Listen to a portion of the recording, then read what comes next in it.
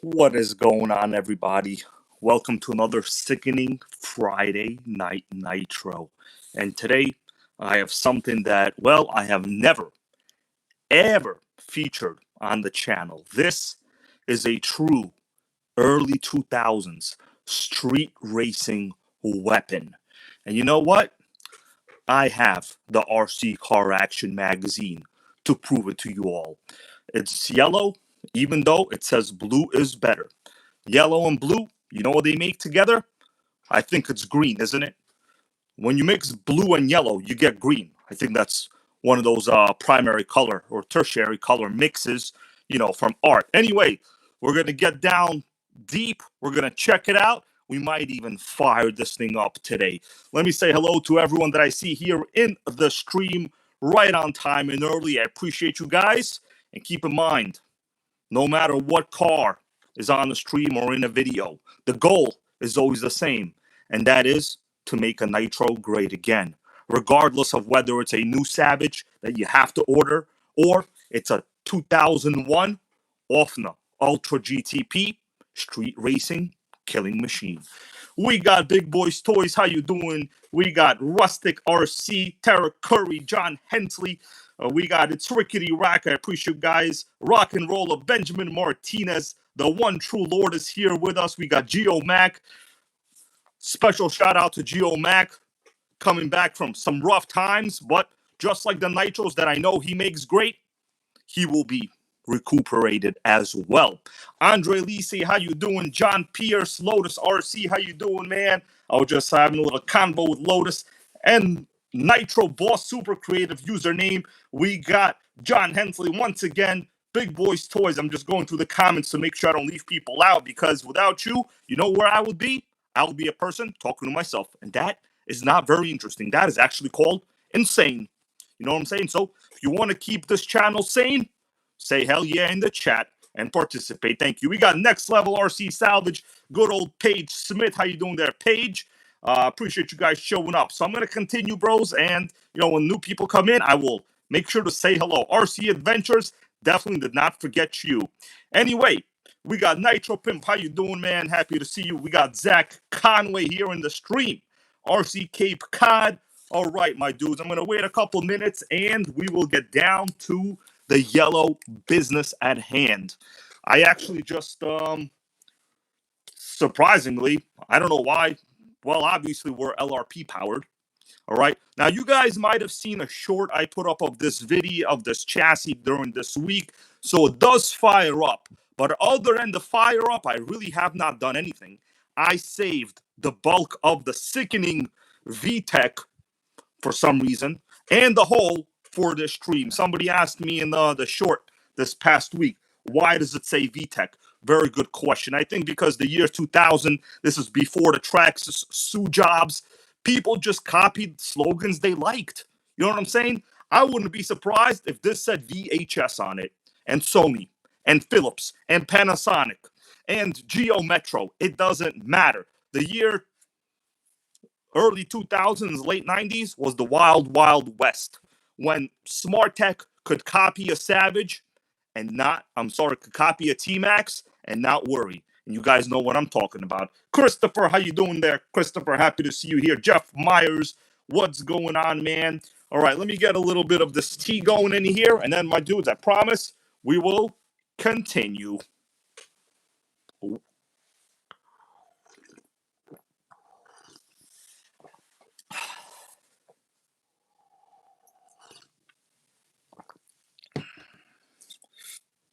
All right. We got Veteran Gamer Dad. How you doing, man? I appreciate you. Now, Ofna Ultra GTP. Before I kind of on body and we do a little bit of historical research on it, I feel it's very appropriate for me to just talk about my recollection of first seeing these on the road, kind of what they were designed for, and my overall opinion. And we will see down the line whether my understanding as a youth made any sense. So these cars came out in 2001. It is essentially a Philip Bender. How you doing there, Philip Bender? Thank you guys for joining. Just going over the history. Melissa, can you hear it? Do you hear the audio? Is there audio? You guys hear me in the stream? Okay. All right. Had to do an audio check with Melissa because when I Wonder Bread, how you doing? When I'm listening, when I'm talking, obviously my audio is off on the computer that I'm watching. All right, so we got audio. Hell yeah. Loud and proud. Well, not that slogan, okay? We're not loud and proud for unnecessary reasons. We're loud and proud because of nitros, okay? You understand what I'm saying? Don't be loud and proud because of other reasons. You want to be loud and proud because of nitro. That's the only ethical way to be loud and proud, bros. Okay. Anyway, Mark, how you doing there? Mark Tulak, happy to see you here, man. Dana's here with us as well. All right, so let me go over kind of what I believe, my early understandings of these cars were. Nitro Addiction, how you doing there, bro? Happy to see you here, Nitro Addiction. If you guys want to see some sickening savage content, you got to go to Nitro Addiction's channel, okay? Because he has the savages. Although I have savages, but not as many, okay? Let's be honest here. All right, anyway. And if you also want to see the new savage, the blue one, what? What, Melissa? Melissa said the stream is a little sketchy. I don't know what she means by sketchy. Is this sketchy to you guys? Do I seem sketchy? There's nothing sketchy. It's sketchy? I don't see nothing sketchy going on. This is true real life legendary status sickeningness. Anyways, as I was saying, if you want to see the new blue savage, you got to go to the Nitro Pimp's channel. He's one of the first YouTubers to get one. All right? One of the first to get one. All right, Melissa's telling me something is sketchy. All right, let me disconnect the audio and reconnect it. BRB, bro, BRB. You let me know if the sketchiness is gone, because I don't want to appear sketchy in any sense of the word. We got zero sketch fest. I don't even wear Skechers. I want you guys to know I do not wear Skechers. Okay? I wanted to, but I just do not. I could go into the multiple reasons why. It's better. All right, Melissa said, thank God you don't wear Skechers and you are better. All right. Sickening. All right, let me say hello to the viewers in here. We got John Pierre. How you doing there, John Pierre? Appreciate you. I don't mind the Skechers. Honestly, I bought them a while ago for like running purposes. They're very, very soft. So like, I guess for walking shoes, Skechers are okay. Ain't nothing wrong with them. But for walking, for like running, they're way too soft. Actually, not very good. But for walking, very, very good. But I personally choose like other shoes. I think for running, it was just kind of my parlay into the world of Skechers. All right. Very, very soft. Obviously, Skechers built an image on being soft. That's kind of like what it is. So their running shoes are a little too soft in my idea, All right. So my understanding, now you guys might know, my very first Nitro that I started out with was an RS43. In fact, it's right behind over there on the shelf. Right there, that one with a purple cooling head. Now that's a regular 10 scale. But these are sickening 8th scales. Now, yes, they are buggy-based. But today, there are many buggy-based on-road cars. So, when you look at it that way, it doesn't seem special. But if you really look at it in another way, kind of from the side view, like right now, you got to understand this was, in essence, the very first ready-to-run 8th scale kind of buggy-style chassis. And I was discussing it with Nitro Pimp earlier, and we both agreed there really was nothing else that was made for on-road use, 8th scale, that wasn't like a pan car. So this truly is, we'll say the first 8th scale Nitro on-road buggy-style chassis. Before this, it was mostly, obviously, on-road was either like 8th scale pan car, in which case, those were proper machines. They weren't really for street racing.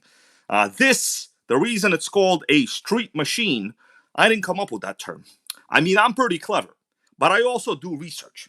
And the research I've done led me to believe that the word machine is adequately used here. We got all aspects. How you doing there, man? Happy to see you here. Let me go to, before I take the body off, guys, I just want to show you a little bit of an update of what I have in my pocket. And, you know, sometimes I pull things out of a pocket. Sometimes it's like, let's say, I don't know, money. Sometimes it's like a credit card. Sometimes it's, you know, RC parts. Sinner One, what's going on, man? Happy to see you here. So I'm going to pull something out of my pocket, and just trust me, it's in my pocket. I'm going to show you a little bit of an update, all right?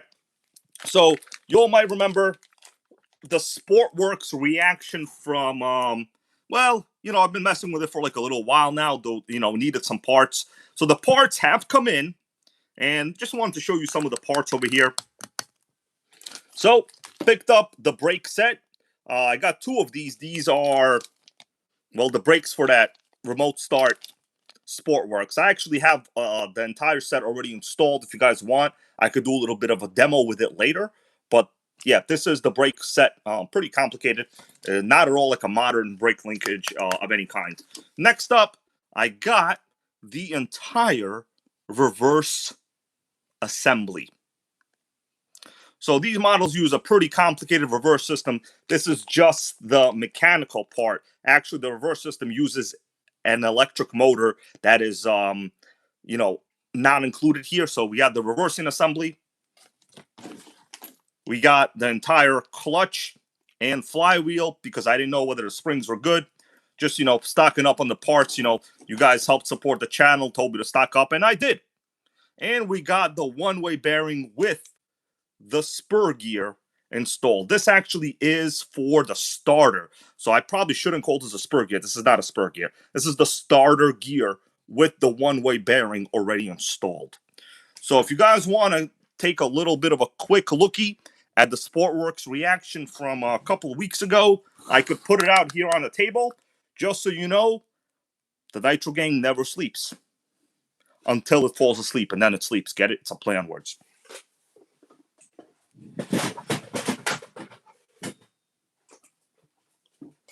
All right, so I'm going to put it out here just so you all could have a little bit of a look at it, you know, in the assembled condition. It still needs a little bit of work, but here it is. This is the one, you know, I called it the circuit board Nitro.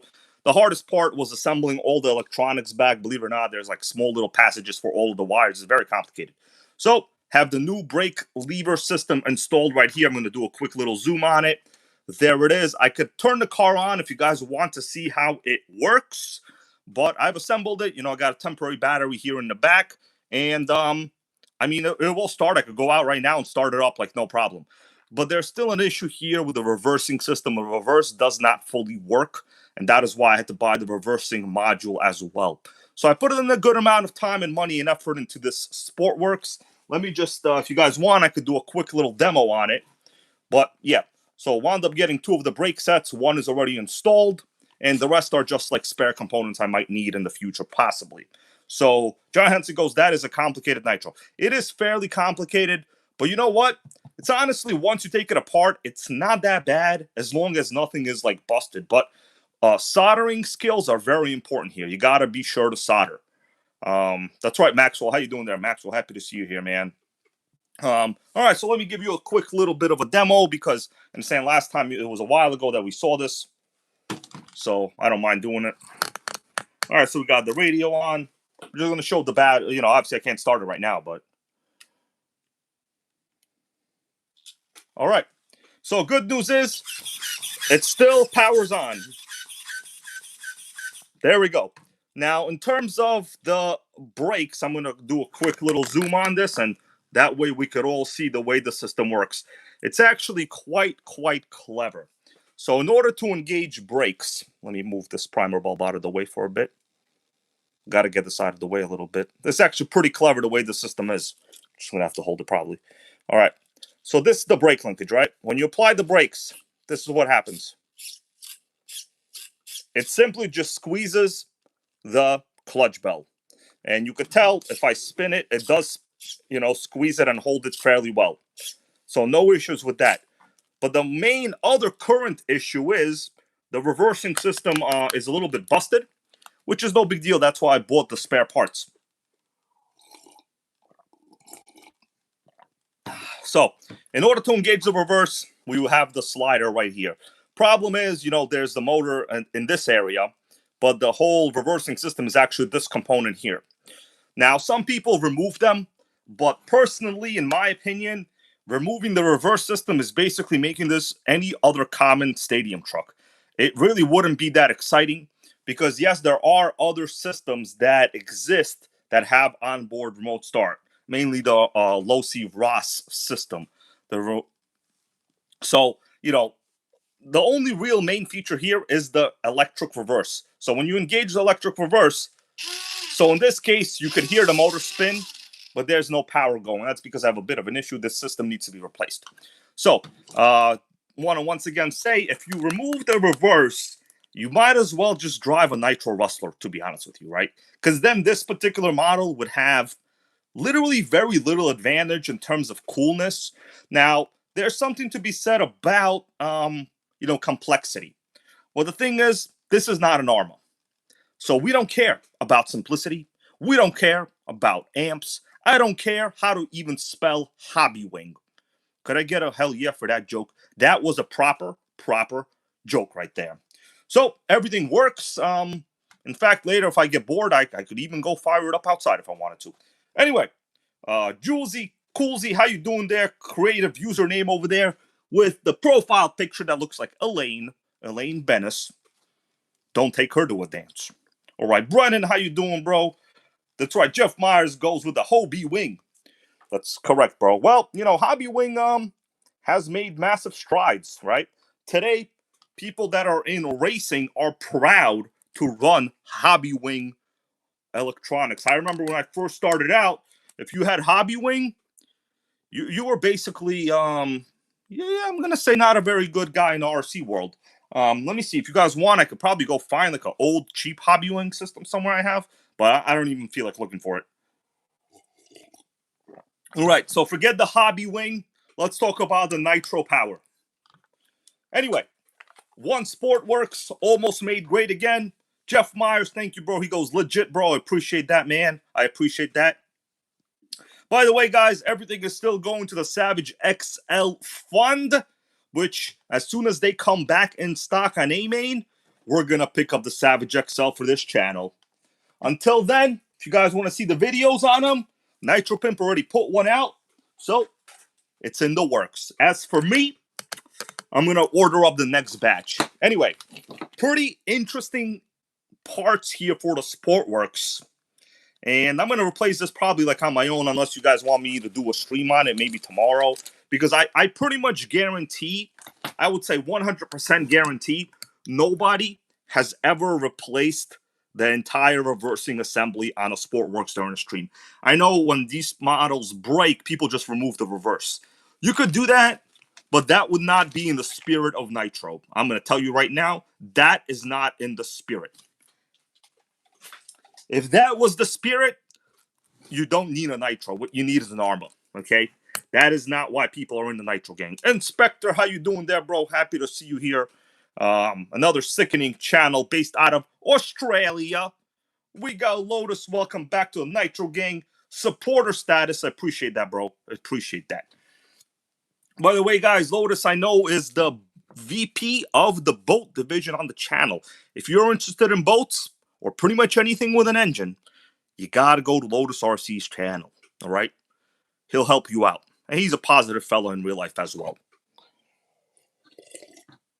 All right, guys, what I want to do, before we take a look at the car itself, I figure maybe we should take a quick look at some online resource information.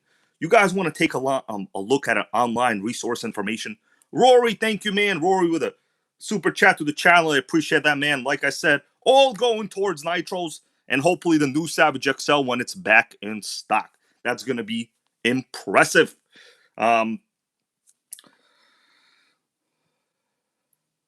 Let me read this little comment here, guys, before I continue. Okay, I don't want to just chit-chat and not, respond to viewers.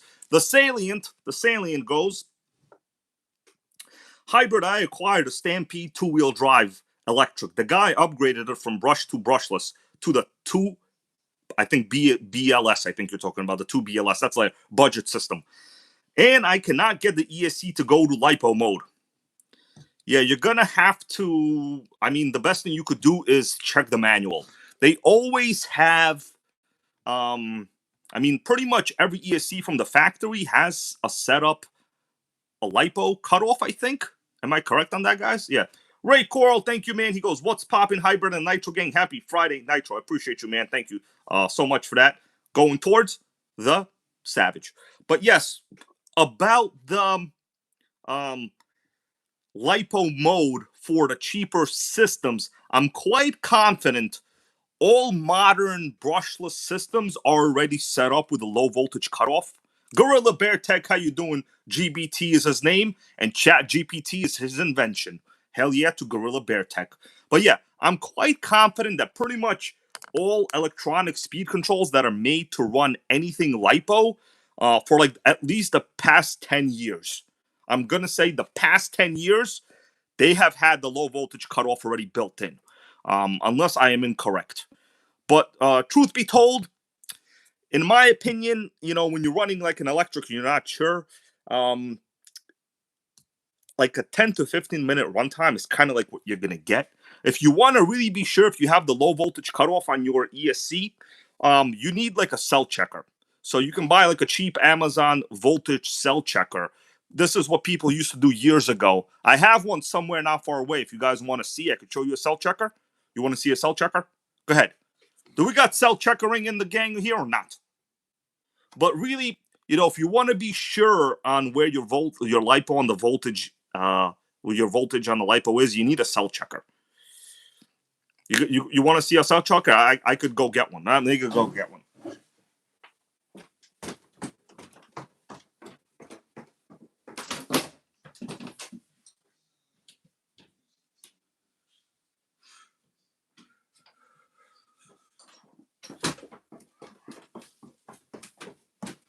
All right, bros. I got a cell checker. John Hensley, thank you, bro. I appreciate that. He goes, want to see Nitro Gang get a cool blue Savage. We're going to make it happen, John Hensley, for sure. Next time they're in stock. Let me get a LiPo and I'll demonstrate the low voltage type of stuff. This is what people used to do long ago. This, in my opinion, you know, if you're not sure whether you have like a low voltage setup on your ESC, this is really the only way to do it. So let me show you what I mean by that. This is like one of those generic cell checkers. This is a pretty average 3S LiPo. So what you would do, you'll plug it in, you know, it goes through the balance port, and you could see your overall voltage and your individual cell voltage. So this one seems to be pretty nominal at 3.7, which is like considered a little bit above like storage, right? Milk Honey, how you doing, bro? I hope I'm giving you guys some good information here. You know, some of it is going to be electric related, but that's okay. The electric gang needs help also. You know what I'm saying? Actually, the electric gang needs a lot more help. I feel bad for those guys. Kidding around, guys. But this is really your only fail-safe way. Earl Moorhead, how you doing? He goes, Earl Moorhead, sickening, goes, I still check my batteries with a cell checker. Exactly. This is really the only true fail-safe way to do it. You have to go through each individual cell and make sure they're within like, I would say like a 0.1 of a volt of each other. They're all gonna have a little bit of a variance, right? So 3.7, 3.718. These are all very, very good, meaning my charger is, well, charging it efficiently. I don't want to say matched. The match is not the correct, balancing it correctly. So this I would say this battery is balanced correctly. But years ago, that was really the only way to check your cell voltage, like, you know, if you didn't trust the low voltage system. The very early low, you know, ESCs, even the brushless systems back in the day, people ran still like the 6-cell nickel metal packs. And as you know, with nickel metal, it's very obvious. First of all, they have very low cell memory, and you know the power just goes down a curve like this, like it's going downhill. On a LiPo, it isn't as obvious, so that's why you really need to check the voltage if you're unsure. Anyways, that's all I'm going to say on that. If you guys have any more questions, I want you to know the hybrid likely knows the answer. Likely, I'm not going to say 100% knows, but likely knows. Okay, everybody, time for GTP. I'm going to ask you all a question. Do you want to see the actual online resource material that I have found? Because this is the kind of stuff everybody needs to know about, in my opinion. when you're talking about a sickening vintage Nitro like this. And I have found just the magazine with it. So what do you all say? You want me to take a look at it? I mean, I'll take a look at it regardless, but I'll take a look at it faster if you say yes. Because it's kind of where I got all my info from.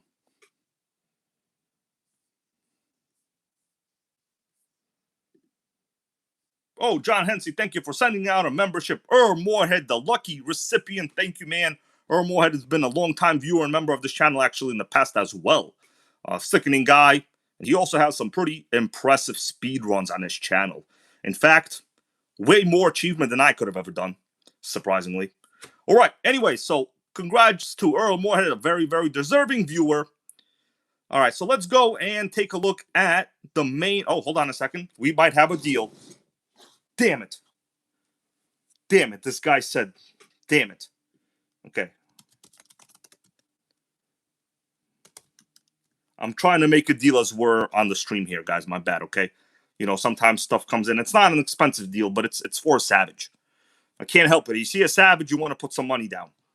You know what I'm saying? All right. So, let's get down to some research materials, bros. All right, so we got the magazine. Let me turn off the lights. In fact, this is the year that the Ofna Ultra GTP came out. You guys let me know if you could see okay. I want you to know I washed the screen really, really well. So you could even see my reflection right there. How you doing? I'm going to give you a thumbs up. That's right. You see, I care about your viewership on the screen. That's how much I cleaned this damn screen with a microfiber cloth just now. Anyway, let me continue. We're going to go through this magazine. This is, in fact, the very first time the Ofna Ultra GCP was, well, in a magazine, because this is the year it came out. All right. Oh, yeah, we got a lot of tabs. I mean, this is a Mac M1, bro. I could open like 55 tabs. I don't care. We got Apple Silicon in here. Apple Silicon. All right, so let's continue. I'm just basically going to go directly. So this is 2001. If you guys want me to stop at anything interesting, I will. But for now, I'll just continue to the chassis. Hold on a second. What is that? No, okay, I don't care about that.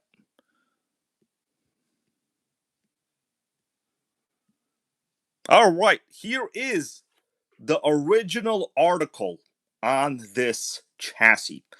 8th scale buggy hits the street. That's correct. It's basically an 8th scale buggy. Mine is exactly this body. It's a McLaren. Now I'm just going to summarize what I read. If you guys want to take a guess what the price was, I'll tell you. I see it right here. It's kind of in small print, but I will tell you what the price is as it was back in the day. We got any guesses over here?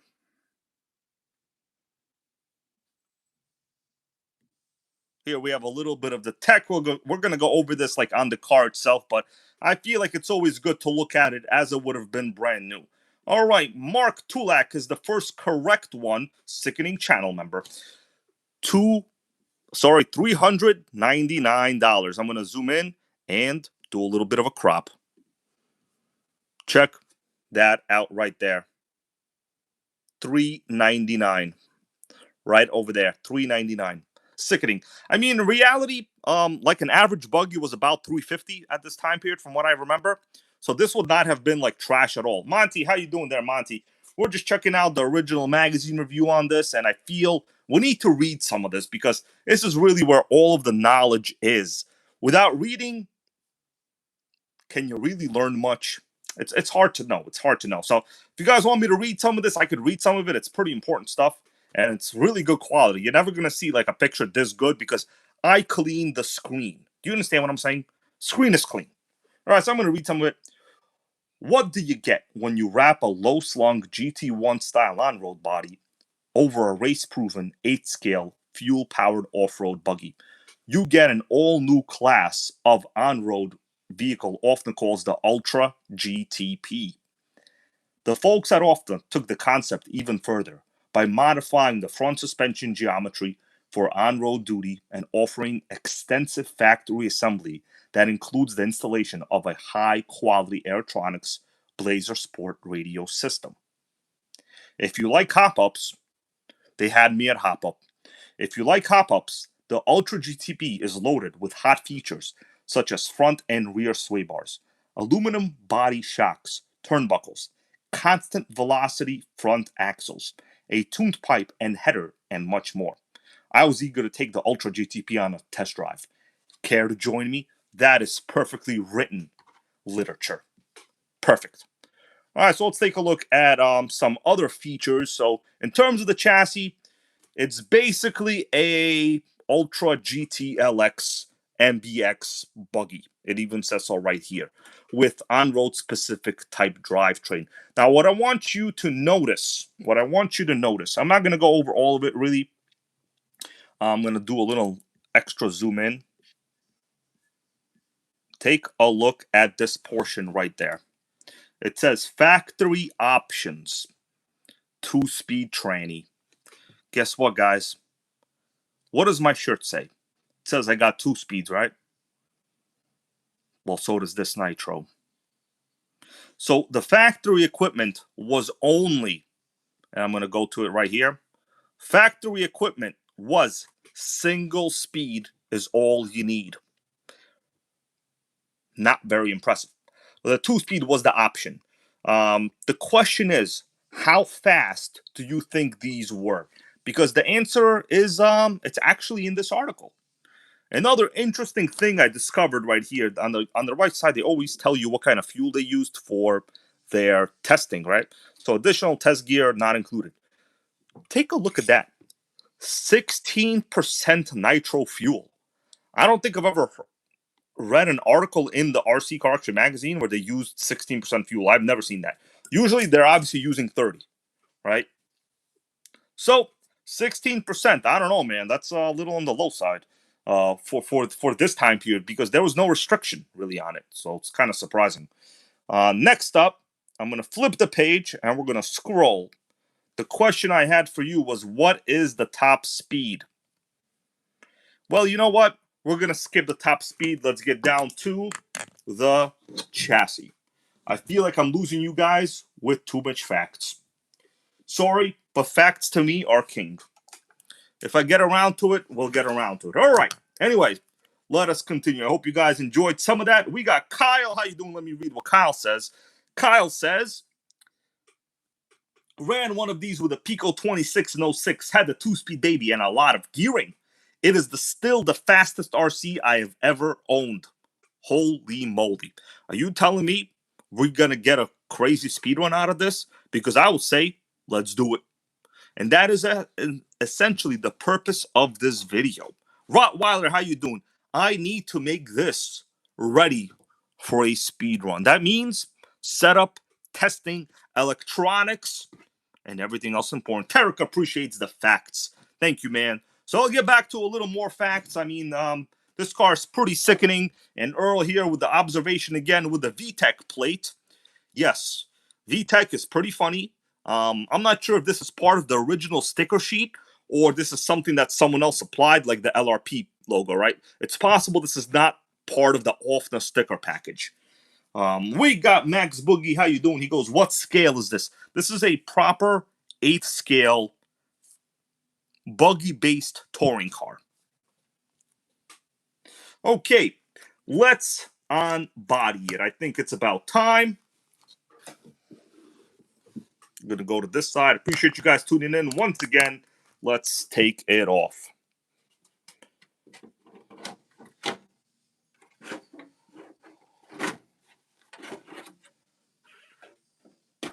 All right. From the top-down view, what you get is basically a buggy-style chassis. But, as I said earlier, this is the 2-speed baby model, right? So these normally came with a single-speed transmission, but we do have a real nice 2-speed. Now, what I love about the on-road variants of buggies is they generally do not have a center diff, and this one is no different. So it's a regular full-time four-wheel drive system. Even the regular single speed would have been a full-time four-wheel drive system. Meaning, notice for the brakes, you only have a single brake cam adjustment, right? Normally, buggies use front and rear brake bias. Here you have one solid disc rotor that stops the car. And to me, I personally love single disc brakes. I don't like the mess up with, front and rear. There's always a situation. Anyway, let's go over the chassis. The one kind of not so sickening thing I would say, the wheels, they're obviously old. And these are the correct original Ofna wheels. You could tell it says HN, which is Hang Nor, right? They already kind of chilling with Hang Nor. Power grip. I mean, power grip based on maybe, like, this car has, maybe if like I scuffed them up on some kind of sanding pad or something, I don't know. But otherwise, the tires, wheels look pretty good. But, they're old. This is a 2001 car, so figure what, 25 years old about, right? All right. Suspension, I'll talk about in a little bit. Let's talk about the drivetrain. We got ourselves LRP 28 with crazy, sickening compression. Now, you guys already know this car does start. It fires up. I did a short on it. We have a pretty typical buggy tank. The rest of the chassis is basically the same as a buggy, except, well, we do have a 2-speed baby and no center diff and a giant foam bumper. Personally, I love giant foam bumpers. You know why? Because they protect your car. That's why. Buggies with their stupid little bumpers in the front. I mean, come on. Who you gonna fight with that? You can't fight the ARM Italians. You know the new Italians? That's right, the ARM Italian. I don't even like the way it sounds. Okay, Italian schmalian is what I'm gonna say. Anyway, once you've seen Italian, you don't even want meatballs anymore. You know what I'm saying? All right. Anyway, what I need to do is basically set up the electronics. There's really not much else to do, so let's begin doing that. Oh, before I continue, I do want to tell you, this would have been Mark Tulak. Thank you, man. I'm glad you appreciate that explanation. Stupid Italian. That's right. Earl Moorhead goes Italian is 830 with 1 speed. You know what? The Italian, I don't even care about it. Let me put it this way. You take a calzone, that's called my Italian right there. Flat, but not as delicious. I don't even know what that means because I'm holding nitro engine. Therefore, anything I say is logical. All right. So we got ourselves the original Force 21 engine. This is like a regular 0.21, 3.5 cc. Now, in the magazine, they did claim that with this relatively low end, low RPM, tiny cooling head engine, the GTP did 42 miles an hour with a single speed. And my dudes, the writer said, with a 2-speed baby like this, with a sickening old school, relatively low RPM engine like this would have hit 60. That means running a modern LRP 28, well, relatively modern, I'm going to say this is going to be probably capable of 60 plus. And that's going to be my goal, to make this one of the most sickening, fastest ARM Italian killers in the world. They can come out with Italian. They can come out with an Italian. They can come out with a calzone. At the end of the day, they will never take our nitros. You know what I'm saying?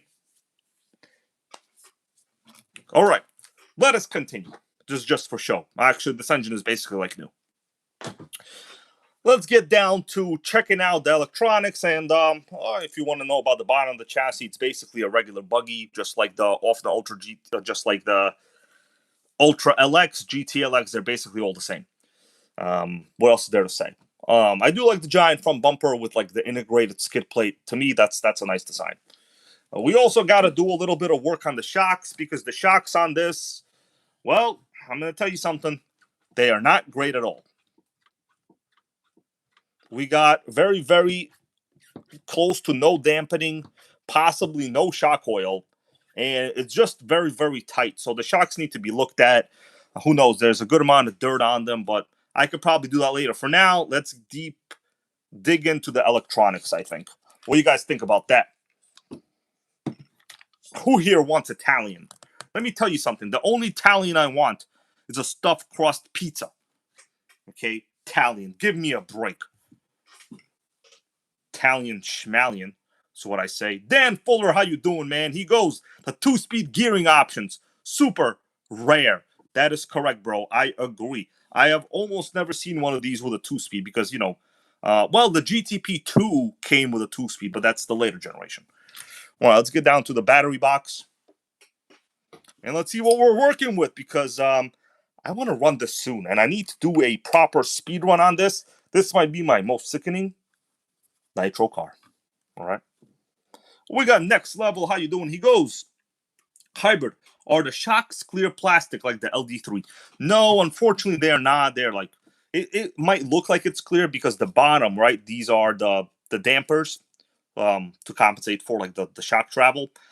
Once you clean them, they'll be clear. But the shock itself is it's regular aluminum. But you're right. The Ofna LD3 has clear plastic shock bodies.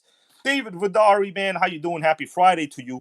You're just in time. We are digging in to an Ofna Ultra GTP. So, as I do this, I'm just going to talk a little bit about my recollection, which I kind of forgot to talk about in the beginning of the video.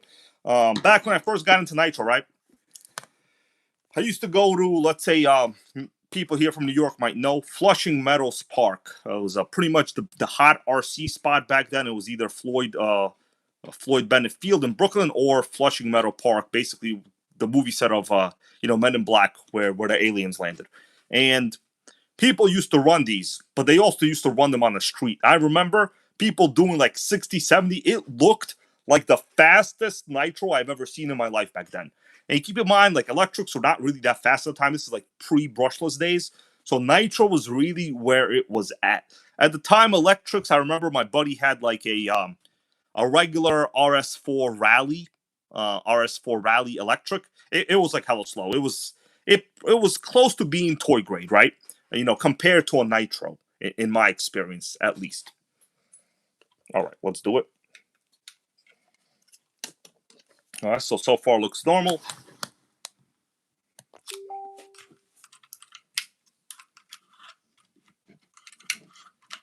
Damn.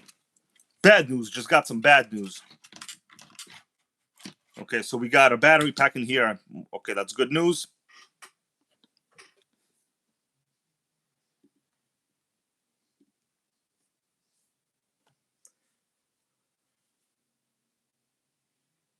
Milk Hunky, how you doing, bro? He goes, I'm trying to buy a couple shirts.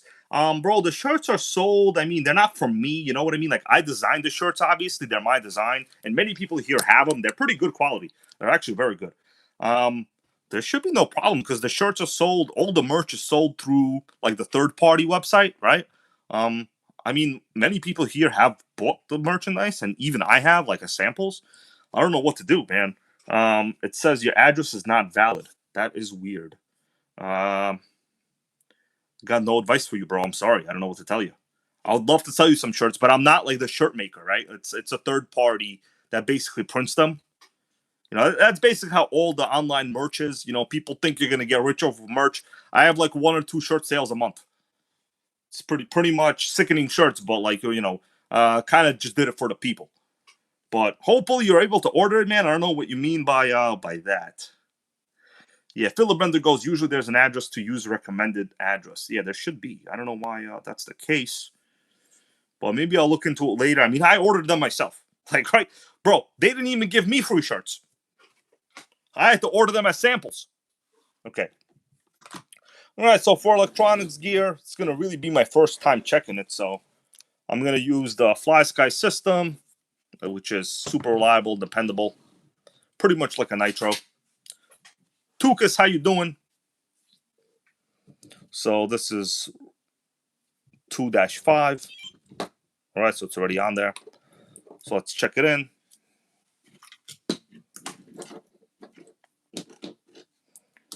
Just gonna set this up, check all the fail-safe systems, and I'm gonna run this like somebody stole it. But of course, you don't want to steal nothing. Stealing is bad. Stealing real bad. All right, don't steal nothing. Highly unethical, illegal, and just plain wrong. Okay, we got that in. We got a proper high-tech servo and a modern 20 kg style Amazon type servo, which is pretty good. You definitely want a reliable throttle servo for sure. Okay, we got that. We got that. Next one, pretty good wiring this so far. I don't see anything crazy wrong with it. Appreciate you guys tuning in, by the way, once again. Always got to be thankful for the viewers.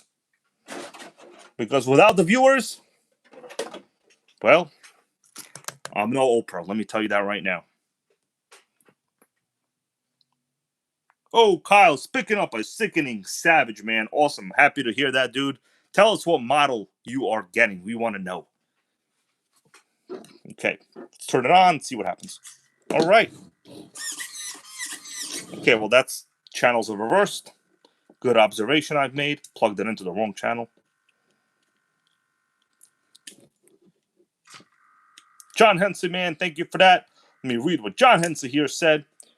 He goes, please show how to do failsafe on that fly sky. Okay, we'll do right now. Let me make sure it's plugged in correctly. Good question on the failsafe. Okay, so we got this. In fact, my very first, very popular video, it was on a fly sky failsafe. Not this radio, but on the cheaper GT3B. So let me just confirm. Okay, we got steering. All right, failsafe. Let's talk about it, right? Clean the screen up a little bit. You guys let me know if you could see okay. All right, so I'm going to say we all know what a failsafe is. So let me just describe it a little bit and we'll continue. So the goal of the failsafe is if you ever have, let's say, now notice I have a rubber band. You really should have a spring, but I have a rubber band. So I kind of have a 2-level system, but this needs to be replaced all the time. So in my opinion, a failsafe really doesn't work all the time. It works most of the time. Let's say you have radio signal loss or interference, right? Oh, Ray Corrigan's going to work on my first Savage this weekend hybrid. Awesome, bro. Gotta love the very first gens. I love those trucks too. I have it on my couch, right? About 25 feet away from me. So, failsafe is good. Now, the most important thing is that your failsafe is not set to full throttle. So what I'm going to do, I'm going to turn off the radio, and you guys will see that the throttle servo will apply. I'm going to zoom in a little bit more. John Hensey, thank you for sending out another sickening membership to our awesome longtime channel viewer, Mark Nugent. Happy to see Mark over here. All right, every time I see Mark Nugent's name, I think of like a Milky Way or something because of the word, Nugent is close to nougat. Nougat? Nougat, like the chocolate filling they put in stuff. But anyway, thank you, bro. I appreciate that. And welcome back to Mark. All right, let's continue. Yeah, I'm going to read what Philip Bender here says, and I'm going to continue, guys. So I'm taking a little bit longer, but your comments are really, really, really important here. All right. Nitro Pimp goes, he thinks of Ted Nugent. That's a funny one. All right. Philip Bender goes, the failsafe didn't work for me when my low C5T ran away with a shorted servo. That was full of water. Correct. So for the failsafe system to work, you are really relying on the servo to not be bad. You're relying on some kind of glitch, right? If you have a glitch, or maybe your radio loses signal. But let's say in a failsafe, you just have bad wiring. Let's say all of a sudden your power wire is gone like this. No failsafe is ever going to help you, bro. So you are first and always, I could already see this switch. Actually, this connection is bad. I'm going to have to likely swap it. Okay, so right here, I'm glad you brought that up. Ben goes, red and white black are the throttle servo. Correct. I was didn't look correctly, but you are right. So I'm glad we're talking about the failsafe because notice this. This is an old school JST connector, typical for the time period. As I plug it in, it has very, very little friction inside the JST female connector. To be honest with you, with vibration, this could easily come apart. So this might need to be converted to a more modern Futaba JR plug. I do not feel confident with this. So going back to failsafe, if you have like some kind of physical wire disconnect, your failsafe ain't gonna do nothing. The only thing that will help you close the carb, yeah, this is very, very weak. I could easily like remove it. It's not gonna work at all. This garbage right there. Anyways, What you need that's why if you look on a Savage, there's always a throttle return spring, right? On most Nitros. Traxxas have them built in. Woogie, how you doing? Woogie goes, the LRP Z28R is one of the best in his opinion. Well, man, I'm happy to hear that from a Nitro guru expert like you. We're going to make this thing a 60+ mile per hour runner is my plan, bro. So that's good. We got ourselves a proper RPM engine in this. All right. By the way, major shout out to my buddy Ben. He's in the stream who hooked me up with this car. Never forget the people that help you in life. Ever. Okay? So, hell yeah to Ben right here. Appreciate that, man. And let's continue. ANP Racing, what's going on? He left me a great comment on my Lincoln LS short. That Lincoln LS is a runner, bro. Took it on the highway. The wheels didn't even explode. You know why? Because I paid a lot of money for new wheels. That's why. All right. Anyway, fail safe. I'm going to turn off the radio. We will see the brakes engage. But I'm going to say a little bit of something, how much brake you actually want. So I'm going to put the brake on. All right. So it's squeezing too hardcore. I could tell it's squeezing way, way, way too crazy. In my opinion, so the fail safe here, and I know John Hensley asked to see how it's set up. In my opinion, for me, I do not want 100% fail safe on the brakes. Why? Because let's say your brakes are very, very strong, right? Your servo is sometimes what happens is, and this is like a troubleshooting error type of thing. Sometimes what happens is people forget to turn their car off and their radio's off. So the fail safe will apply. So basically what's going to happen is your servo is constantly going to be applying the brake, even when you're not intending it to do that. And what that's going to do is going to basically kill your servo, right? So for me, I like to have the brake set, the fail-safe set at like a maybe 60, 70% throw. All right, so let's see what we have it on this one. So to set it or change it on this radio, you'll go to fail-safe. You'll go to channel 2. And notice my channel 2 fail-safe. Let's check what it is. I'm going to set it to, so we're going to press the brake, right? And it's going to give us a little bit of a percentage. I'm going to do about 50% on the brake, okay, and set it. That's it. I'm going to go back, and now we can check it. All right, so now the brake is still applied. I can't move the car, but the servo is not making crazy noises, and it's not trying to kill your splines or your gears or your carb. You guys understand my logic on this one? Technically, even at 50% brakes, your failsafe should still have enough power to stop the car. You guys understand what I'm saying? Philip Bender goes, that's a good tip. Exactly. Bro, guys, 100% of the time, I always find people set the failsafe at 100% brakes. You don't need it to be at 100% on this because I'm telling you, you leave that thing on one time, these servos are way, way more powerful than the old school servos, right? So for instance, let's say this is like a 20 kg servo, and I think it is maybe a 25, I don't know. It's a pretty proper servo. These are just like plastic linkages right here, right? You don't need 100% of that torque to be constantly pushing your plastic servo linkages. It's stupid. You know what I'm saying? So for me, I always make sure that my brakes are good enough that 50% about on the failsafe is good enough to slow the car down. Now, keep in mind, the only goal of the failsafe is to engage the brakes. You're not trying to like kill the servo. Make sense? Now, something bad could happen. Let's say you have a part disconnect or your battery is dead. It ain't going to help you. Your failsafe ain't going to help you.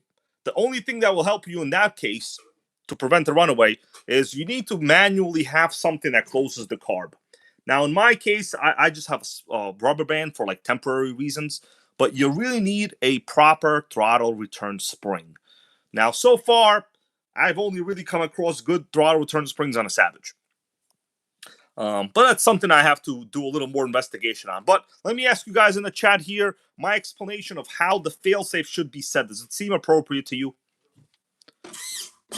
Okay, another observation.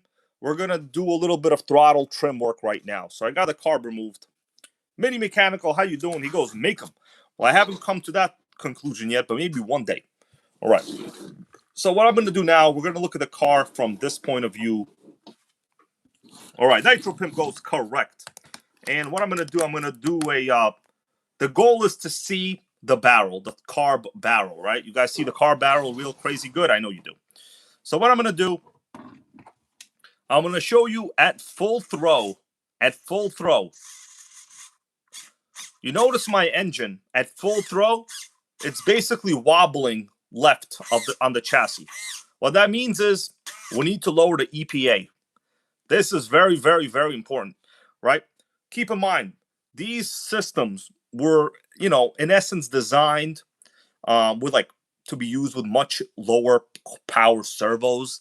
A modern 20 to 25 to some people use 35 kg servos, you could rip your whole car barrel off if your EPA is not set correctly. So what I want to do, I want to make sure my carb barrel opens, but also doesn't move the engine, right? So if I go like this, you could see in this area, I'm going to go like this. You see, it's moving the engine. You don't want to move the engine. That is a terrible, terrible thing to do. And if you have, let's say, linkages that are kind of bad, you will definitely, sometimes you could rip it off, in which case you're going to have a disaster on your hands. So what I'm going to do now, I'm going to just basically lower the EPA, okay? And I hope you guys could see right here on the radio pretty good what I'm trying to do. A&P goes very, very important. Yes, throttle EPA is one of the most important things to avoid long-term damage. Guaranteed. And this is a very tough 8-scale chassis.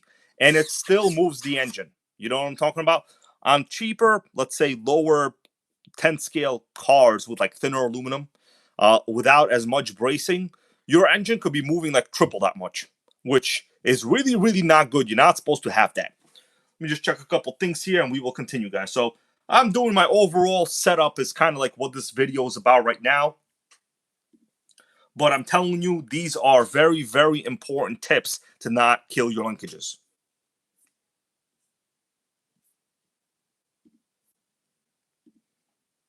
All right. So what I'm going to do, I'm going to go back into my radio gear and I'm going to go to, you could either do, let's say, Maxwell Smart, correct. I'm going to say it's also bad on the mesh. Correct, bro. Yeah. If your engine is wobbling, you're obviously changing your gear mesh. Now, if you have a 20 to 30%, let's say 75% overlap of your teeth, it really won't matter. But some people have their gear mesh so freaking close that you can't even use floss. You know what I'm talking about? Floss and teeth. You don't want to have floss and teeth as your gear mesh. You guys understand what I'm saying? I mean, is this not interesting? If it's interesting, I'll continue. But these are the most fundamental, important radio tip setups. Without these tips, you understand, during an average tank of fuel, you could be pressing throttle and brake 100 to 200 times, maybe more. All of that stuff adds up. As they say with car accidents, all it takes is one time, one distraction, and you've hit somebody. Very, very important. All right, John Hensley, thank you, man. I appreciate that. Okay, so we'll continue. These are my most fundamental tips on not killing your nitro. All right. So I'm going to go. You have kind of two options. I'm going to do the EPA option. You have either EPA or dual rate. Dual rate, if you lower dual rate on channel 2, you would lower your throttle in both directions, meaning throttle and brake, right? You would limit the travel on both sides. So if you do the EPA is endpoint adjustment. Now, every radio that's a 2.4 gigahertz radio generally has these features, but you definitely want EPA, okay? All right, Nitro Pimp, thank you, man. Yeah, these are things that, unfortunately, some people learn the hard way. I know I learned this the hard way as well. And if you have a strong servo and your EPA is incorrect, you can, I would say 50% risk, strip your servo horn, in which case your throttle will be stuck open. And that is the hard way of learning this. Not a good way. All right, so we're going to go through the throttle, EPA, channel 2. So, I already used this radio on another car. So some of the trim settings are already made, but I'm going to adjust it. And the goal is to open up the carb all the way, but not shake the engine left. Get it? You just want to open all the way, but that's all you want to do. You don't want to go beyond that. All right, so we are zoomed in. So notice it opens all the way, but it also kind of, I could see the servo is at its range, limit rather. All right, so throttle, we are at 73%. What I'm going to do, I'm going to back off on the percentage. Now, I don't physically know how much it's going to be. So let's say 60, right? Okay, I could already see the engine is not shaking. But by shaking, I mean moving left. Okay, I mean not bending. All right, let me move this a little to the left so we could see the total carb in essence. So you want to open up the carb, but you don't want to move the engine. So you know what? I'm going to go to like 57%. All right. Okay. I could even hear the sound of the servo. 55. The sound of the servo at the end, at the range, is not struggling. I could tell it's open up freely, and the engine, yeah, it's not really shaking a lot. So let me go down to 2 more. All right. So I'm going to do 53. Oh, yeah. You guys could hear it? The servo at the range of the limit is not struggling anymore. Very, very important. I would say this is a top tip right here. All right, so I'm going to set this. Now we're going to check the brake. When I press the brake, I could see, first of all, you got to check the brake with the car moving. So it's not a very good way. I'm on, not like outside right now. So you really need to check the brakes with the car moving. Nitro Boss goes, what radio? This is just the most basic Fly Sky GT5, bro. This is the radio I recommend everybody get.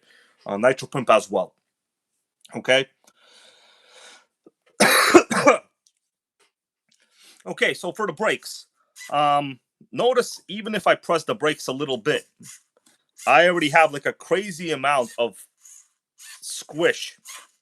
Well, I don't want to say squish. Squish is not the right answer. I guess squish with the fuel line. So what I'm going to do, I'm just going to lower the EPA a little bit on the brakes. And I'll have to set it while actually testing the car. Because the brakes, you really need to know how much brake force you need to stop while the car is moving. It's not really something you could test without driving. But I do want to make sure that we don't have any crazy, unnecessary brake power, meaning you don't want this whole thing to be shifting. I could tell it's struggling a lot at 70%. So what I'll do, I'm going to go to I'm going to go back to 50. Let's see. Okay. All right. It's okay. Now, I could test this by moving the car, but, it's going to shake the camera. I'm not going to do it right now. So I'm just going to set it to 50%. When I'm outside, I'll be able to actually test. But at least we got the throttle trim correct, meaning the endpoint adjustment on the throttle. Very, very, very important. Next up, we got Only RC, man. How you doing? Happy Friday to Only RC. And guys, happy to have you all here. We got Frederick934 goes with a thumbs up and I appreciate. Thank you, man. I appreciate you as well. All right. Now I know John Hensey asked me to demonstrate the failsafe. I already said it. I think that's a relatively okay explanation. If we have any James Simrold, how you doing, man? He goes torquening and stressing. That's correct, bro. Let's see what else in terms of radio gear you guys want me to go over, and I can do my best. ANP goes, I used to listen to the servo for the glitch sound. It was struggling. Yes, correct. You could hear it, but also looking at it and hearing it together is ideal condition is what you want. All right, so we got that. Obviously the same logic applies to the steering. Let me do the steering. Okay, so here I would say it's a little bit too much on the EPA for the steering also. So let's talk about steering now, guys. Oh, we got JP. How you doing there, JP? Unless I read that wrong. But I got to refresh this. I think my computer is running out of RAM. You never want to run out of RAM. You need the RAM. Like a Dodge Ram. Anybody here drive a Dodge Ram? It's a proper truck.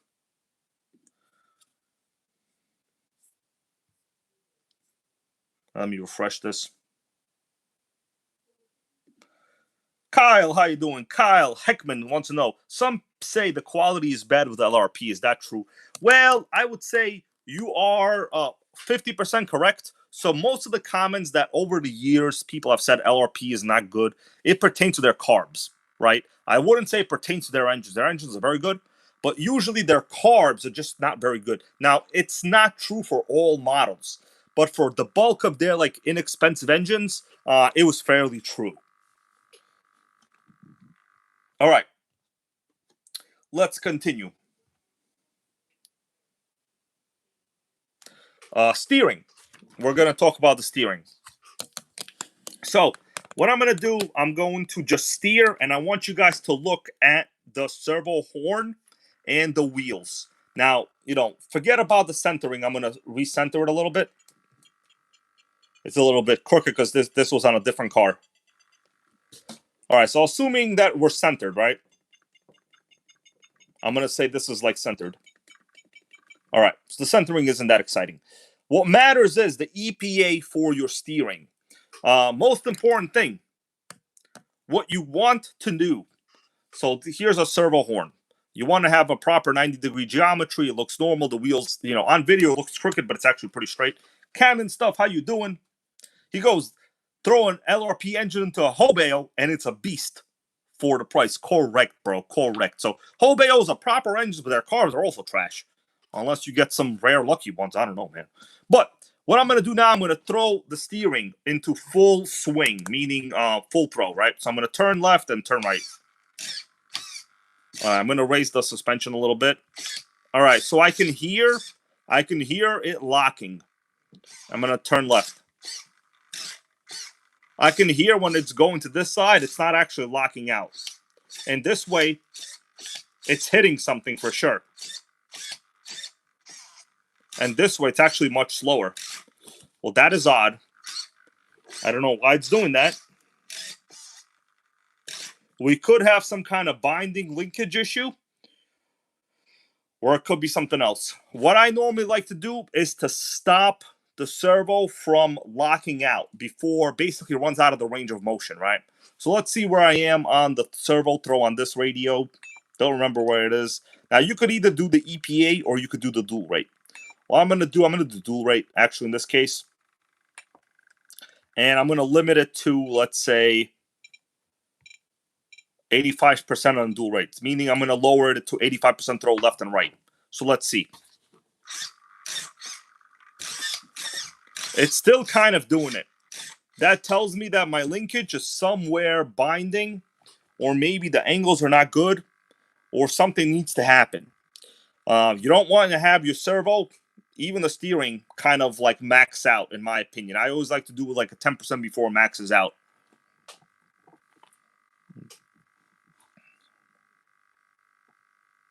All right. Okay. Some servos also make noises. This one's kind of noisy, but whatever. Let's continue moving on from the radio, because the steering thing, it's kind of subjective. I don't want to get too much into the steering. All right. Let's pack all this up. I'm going to turn it off, and we're going to pack it up. But I would say it does need a better power switch.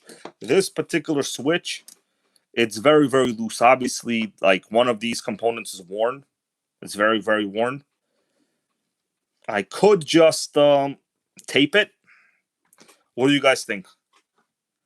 Max Boogie, let me see. Let me read your comment, bro. Don't worry, you are never bothering. You're here on the Awesome Nitro Gang channel, and people, including me and others, love to help people out, okay? Let me put this filter back on, and I'll answer your question from Max Boogie. Max Boogie says, looking for a pinch bolt for my 5.9 Savage block. Any advice? Okay, so you need a pinch bolt for a 5.9. A lot of the carbs are basically the same. I know our a good friend John here, John Hensley, recently made his 5.9 great again by using a carb from a 4.6. That tells me that the main area that the carb goes into is basically the same diameter, right? It's the same diameter. I would highly recommend you try a pinch bolt from like another HPI engine. You know what I'm saying? It could work. I would say 90% it will work. If you have any kind of like a 4.6, which is a 28 size engine, try one from those. It'll be pretty obvious right away if it works or not.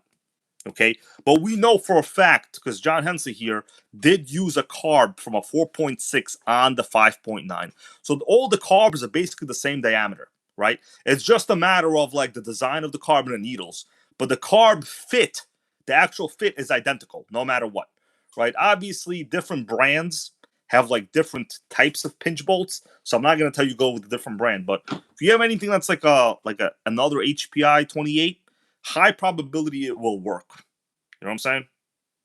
Yeah, JP even here confirms. He goes, it's the same pinch bolt in a 4.6 and in most of the K engines. So yeah, high probability it will be exactly the same. So thank God we got that solution.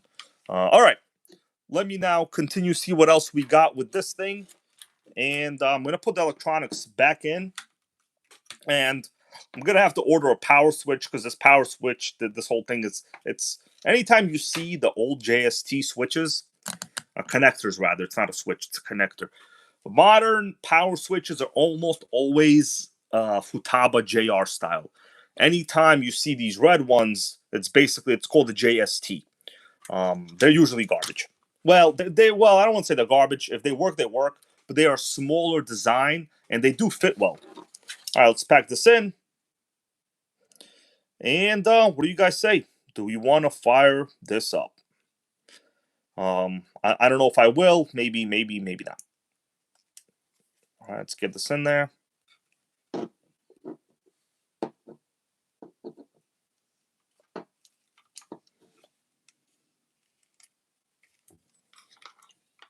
Normal amount of space in this radio box. I would like a little more, but it's not too bad. Let's back it in to the side. Quite confident these aren't really waterproof radio boxes. They're probably just what's called dust proof. More goes fire in the hole. So waterproof, usually how you know if it's waterproof, usually there will be a rubber seal somewhere around it. Well, dust proof just means, well, it's covered like with plastic. There's no actual waterproofing, right?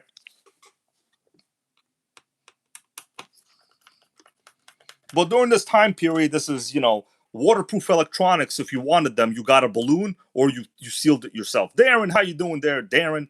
Darren goes, hey, hybrid, I have one of these with a McLaren body still like new. Wow, that is real impressive, bro. You still have the original Force 21 engine. This one has a sickening LRP. But the Force 21, I mean, they were fast also. Like in an on-road car like this, it was pretty proper. So yeah, these are what's known as dust-proof because you basically have no rubber seal around the radio gear, right? If people wanted like waterproofing, what people would do back in the day, you had a couple options. You could take apart the servo case, right? There's 4 screws, one on each side. Take apart the servo case and silicone it, right? You just silicone basically where the plastic comes together. That was like the top thing people did, silicone their servo cases. For the receiver, you could silicone the receiver, but mostly people would use like a balloon and then like zip tie the balloon. That's basically it.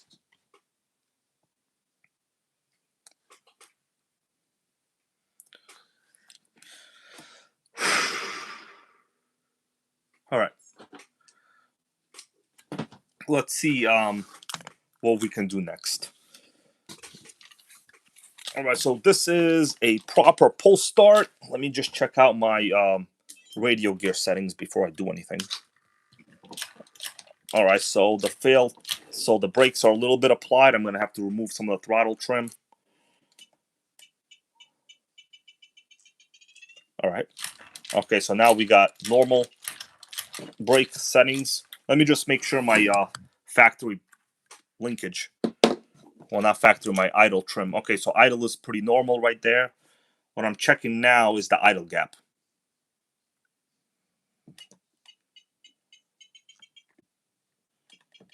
All right. And I'm trying to check where the servo goes to. All right. All right, so that should be good. All right, so that's pretty much the correct trim setting. Make sense, everybody? It probably should. All right.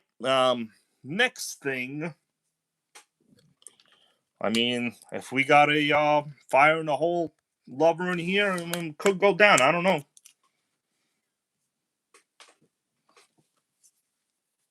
All right. John Hensey goes, yes, sir. Yep. Next level RC goes, I've had hell cleaning off 30-year-old balloons. Yeah.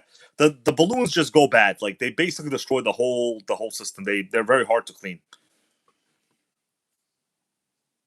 Big Boys Toys, shout out to Nitro Princess Safa. We appreciate you and her and all of you guys out here as well. Thank you guys for chatting in the chat and being positive. That means a lot. All right, so what I'm gonna do, I honestly need to heat this thing up. It's got very, very high compression. Oh, damn! I can't even move it. Let's undo the plug a little bit. The compression is hardcore. I can't even move it, bro. Jimmy, how you doing there, Jimmy?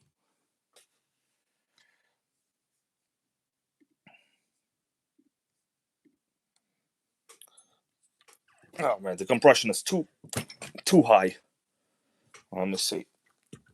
Oh yeah, I think we're piston stuck at the top. Well, this definitely ran in the short before. What is wrong with this plug? All right, we might have to use the screwdriver method, or maybe remove the head. I think that plug might have been rusty in there. It's highly possible. Let's see what I'm gonna do, because I need to think what I'm gonna do. All right, JP goes heat it up. Okay, let me go get a heat gun. Sorry, a head warmer. BRB, bros, BRB.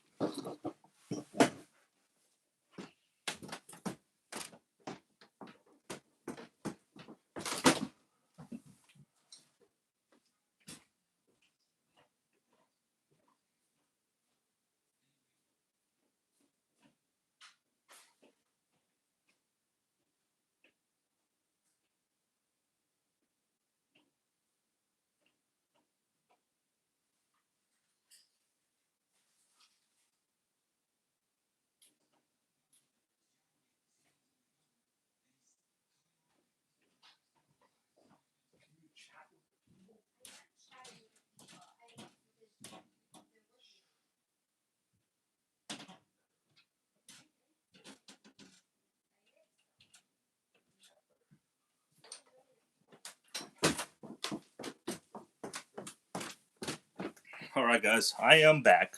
All right. So, it's the old head warmer. It's kind of falling apart, but it should be fine. Let me see what we got with the plug for a second, though. It feels very, very tight in there. I hope nobody stripped the hole. I mean, the threads feel okay.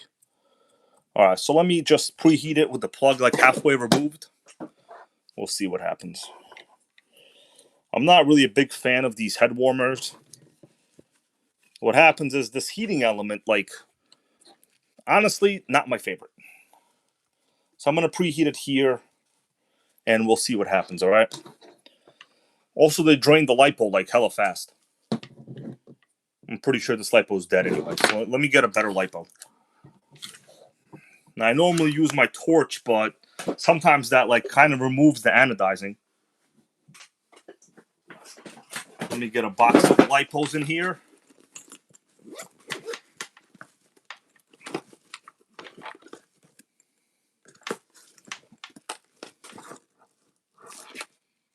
I don't know if this is going to work or not. This LiPo might be dead too. If this don't work, we're going to have to use a heat gun. It might be dead.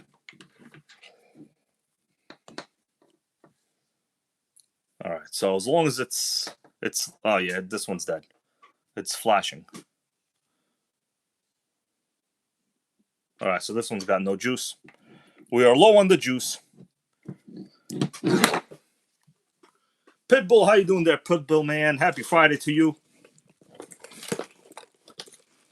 I'm out here trying to get a proper battery. The problem is all these plugs don't match. So that's why I've been using the torch. iFly, how you doing there, iFly?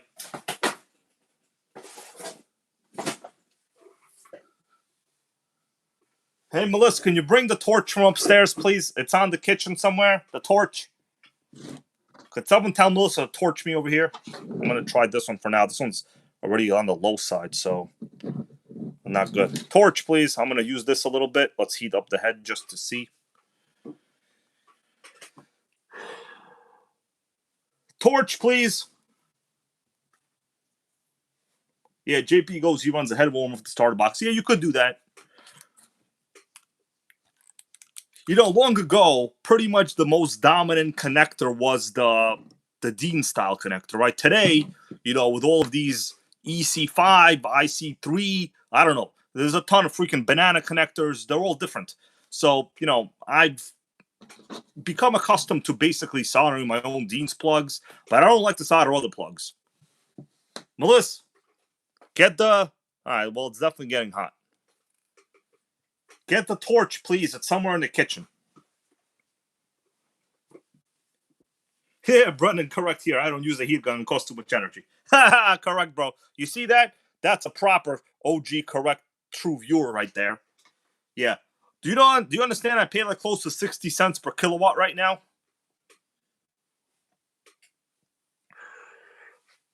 I could literally compute how much it costs to heat up a cup of noodles in a microwave. Figure my microwave is running 1200 watts, right? 1200 watts. Figure that's over a kilowatt. 50 cents, no, 60 cents an hour. You could do the math. I mean, you need about 3.5 minutes. So figure 3 over 60. That's like a couple percent. That'd be like 5 cents. Maybe 6 cents. I'm not doing that. Melissa, torch, please.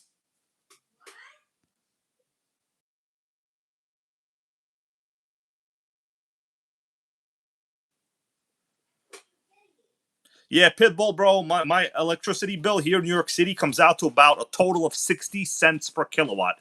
So let's say you run like a portable air conditioner, right?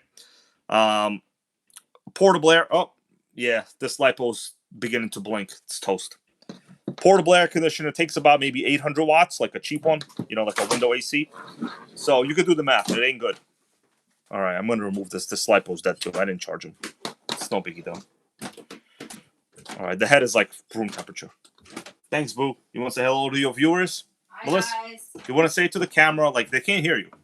They can hear me. Melissa says hi. She walk away, you know. All right, this right here, butane, that's cheap.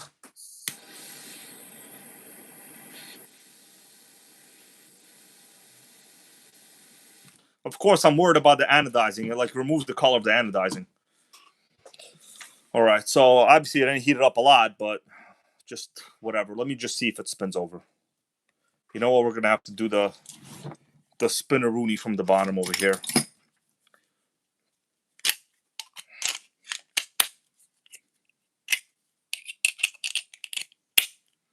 All right, so I'm just gonna move it with this screwdriver. All right, there we go. Sometimes when the piston gets stuck at the top, you got to do this. All right, it's moved. All right, now it's moved. Actually, our good friend Tarek here on the stream was breaking into Nitro this past week, and the thing had so much compression, his piston got stuck at the top. So you got to take a screwdriver and just gently move the flywheel over. That's kind of the only way you're going to do that. All right, what I'm going to do, I'm going to heat it up again, but I'm a little worried about the anodizing. So what I'm doing, I'm just going to do a little at a time from the bottom.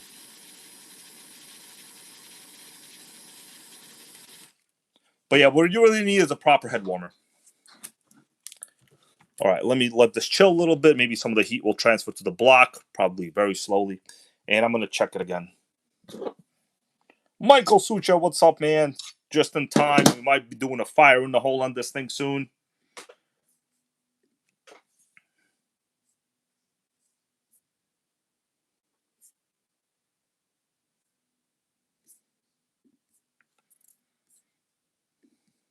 All right. Let me see if we got a spinner.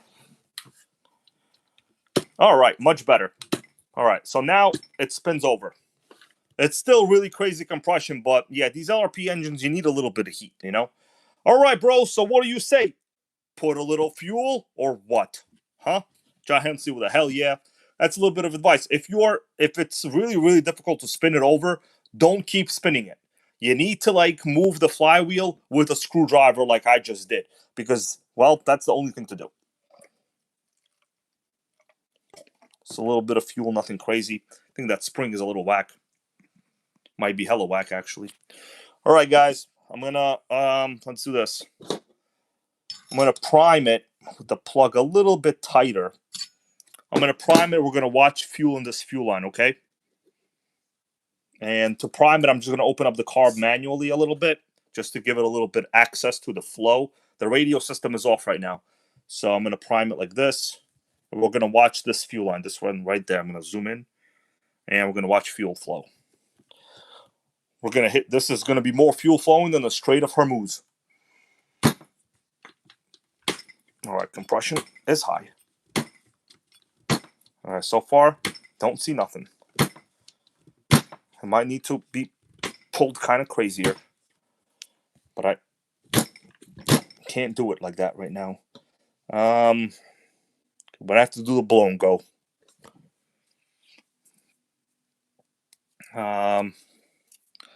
So far I don't see any fuel in this, which is not good.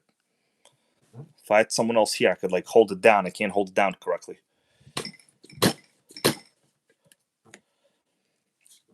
You know what? For the start,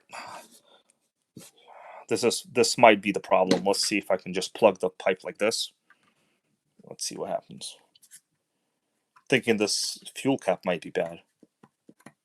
All right, so I'm gonna hold both of these shut right now, guys, bro. Okay, I'm gonna hold them both shut.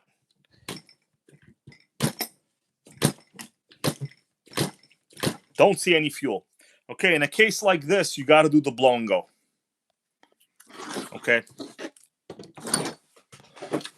All right, so probably the carb is a little bit clogged for whatever reason. Doesn't really matter. What you got to do is just force fuel through the pressure line. I'm just going to force fuel through the pressure line.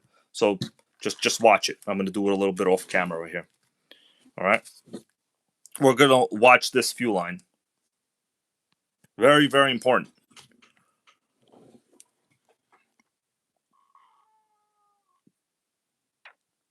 Saw it. I saw it, but it was moving real slow. We're talking like real slow. I don't think it'll prime, so I'm going to do a little more blow and go.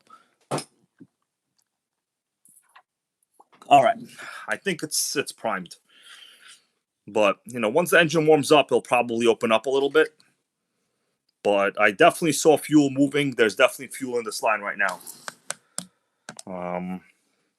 But yeah, you could spend a bunch of time. If it's not primed correctly, it's not good.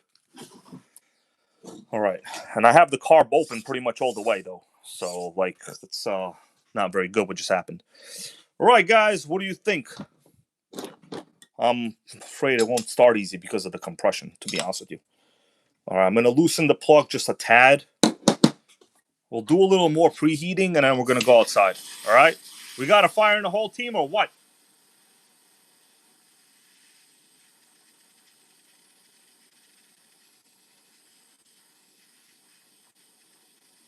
All right, just a little bit, and I'll do another time. All right, so I'm going to take the glow driver right there and the tuning screwdriver right there, and we'll see what happens. Everybody say, hopefully fire in the hole.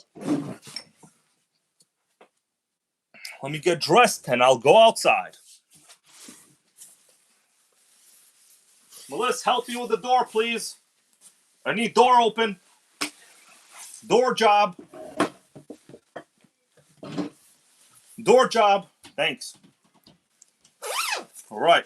It's a two-man team. Person, rather. Two-person. She's not a man. All right. Let's go, bros. I got the starter. I got the plugs. I got the wrench. And got most of it. Let's see, how am I going to grab this? All right. Let's roll. Might be a fire in the hole, I hope.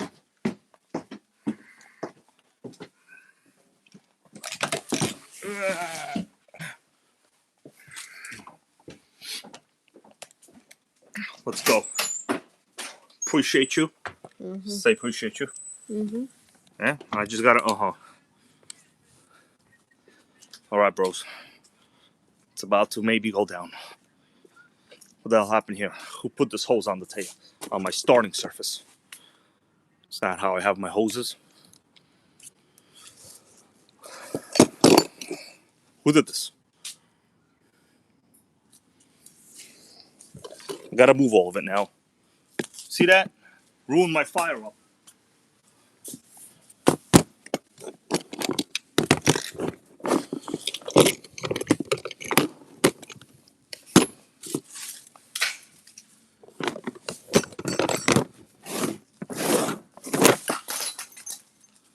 I send that hose to the floor, or I tell that hose to kiss it.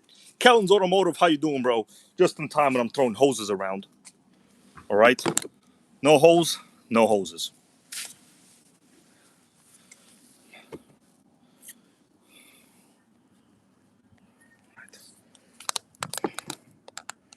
Someone put that hose in my way. Don't they know this is my Nitro starting table? Come on. Come on, bros. And hose. All right. Let me do a little secondary heat. It's like Artemis with the moon mission, and we got to do the afterburners. We got to do the preheat stage.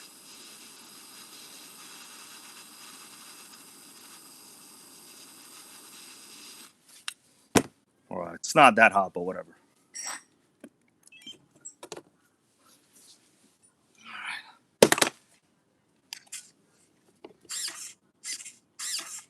All right, I mean, if it's primed, it should fire up. So once it fires up, guys, I'll move the audio around a little bit. Let's hope for the best, but be ready for the worst. The hose is always in the way, bro. You know what I'm talking about? Who puts the hose over here where I start my nitros? Why would I have to throw that hose on the floor? Sickening. Trying to get my way with the hose. All right. So as soon as I start it, I'll tighten up the plug and tune as needed. Fire in the hole, I hope. Let's do it. 1, 2, 3. Pull, baby, pull. Well, compression is hardcore. I'm going to undo the plug a little bit.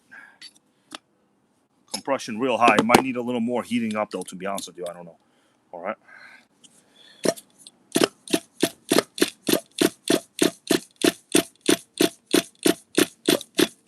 Nope. Needs a little more heat, I think. Yeah, these LRPs, they don't fire up that easy. They make you work for it. Well, if you want power, that's what happens. Might not even be fully primed. I can't confirm if any fuel actually made it past the high-speed needle, really.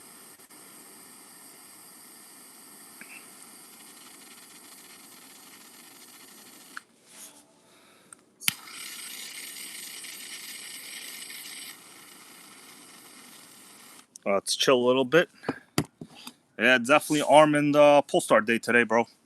Only RC for sure. Let's try it again. John Hensey, thank you, bro. Appreciate that. Let's try again. I'm not 100% sure if fuel actually went into the engine. I might need to do another blow and go. Who the hell knows? All right, let me open up the carb a little more.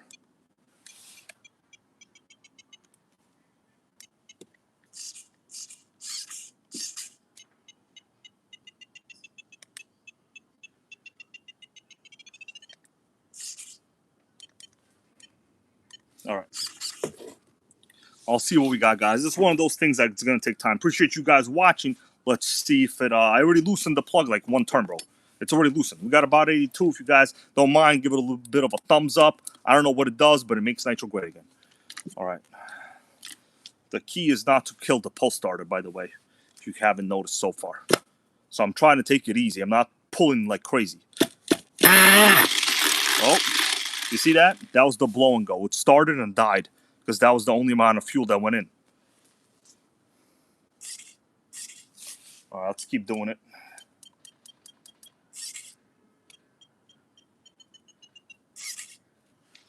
All right, it's probably the only amount of fuel that went in. So I'm going to take it easy, guys. Let's keep doing it. If it doesn't work, I'll prime it again. Yep, no. It's too hardcore. Got to heat it up more.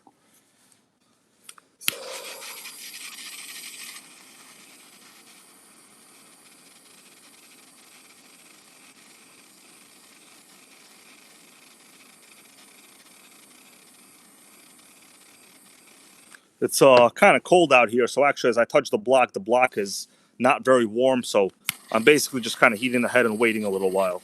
Give it a little bit of time. I think it'll start if I do a little more priming. I think it just didn't prime, to be honest with you.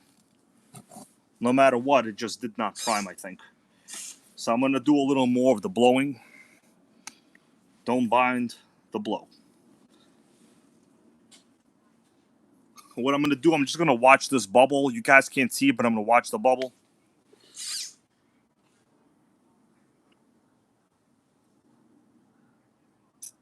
All right. I definitely saw the bubble go in. Imagine doing this. Imagine doing this with not clear fuel lines. It will be a disaster. My dudes, what do you think is going to happen now?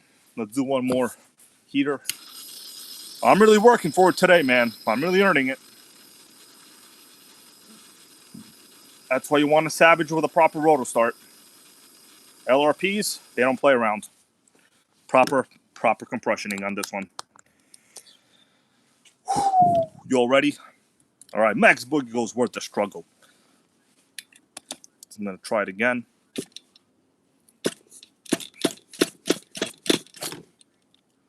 You know what? I'm going to put it on the floor. We're going to do this on the floor, okay? Because it's kind of sickening vibration over here. All right, we're going to try it like this. If you all don't mind. It's in the front here, so it can't really go anywhere. All right, guys, let's try it again. This way I have a little more leverage. This position.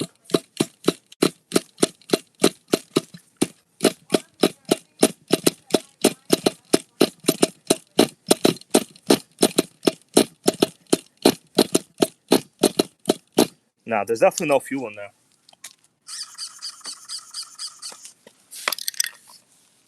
Well, I'm going to keep trying, bros. I'm going to keep trying. Hybrid over here, not giving up, bros. Not giving up. Let's see. What if I tighten the plug a little bit and try it now? All right. Come on, we need it to pop.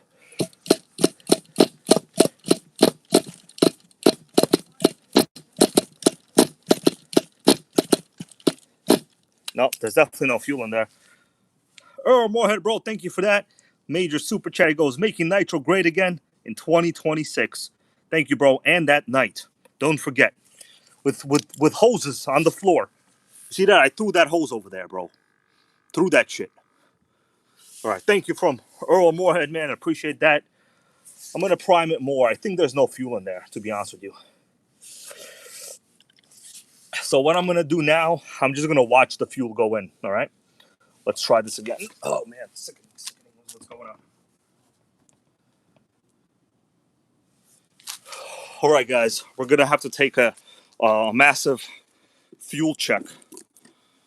All right, sickening. Thank you from Earl Moorhead. All right, so what I'm going to do, I'm basically going to watch fuel go in through the carb. And there's only really one way to do this. You got to go like this so you guys could see it and you tell me, because the way I'm looking at it, I can't really see. Pitbull wants to know, is the plug okay? Dude, I had this running like this week. So what I'm going to do, I'm going to blow in there again. And this time, with the carb fully open, I'm going to press the throttle. And what I want you guys to do is just to confirm and tell me if you see fuel like trickling in. All right? Okay, you're going to be able to see the fuel in there. Make sense what I'm saying? Okay.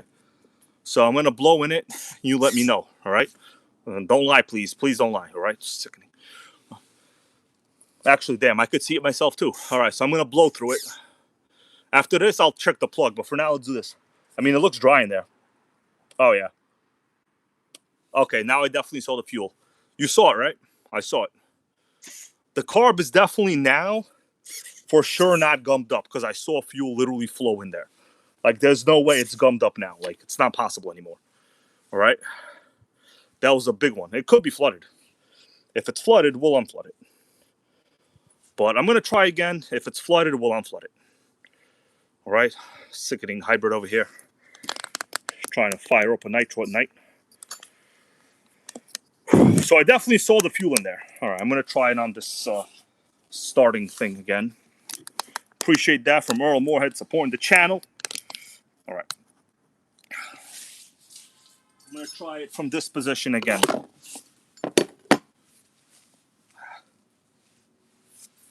All right, so the carb should be okay. I'm going to put the filter back on. I mean, the only thing that could happen is it could be flooded and cold.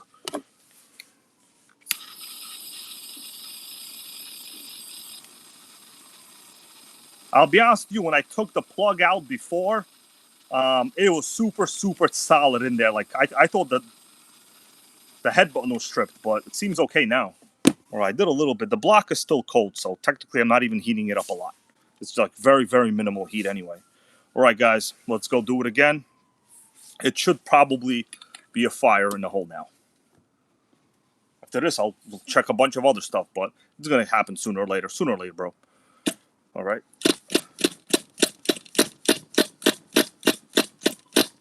No, it's not going too good. Not going too good. What I need to do now is check the plug. I'm going to heat it up one more time, and we'll check the plug. I see what you guys are saying. Man, maybe the plug is toast, actually. It's highly possible.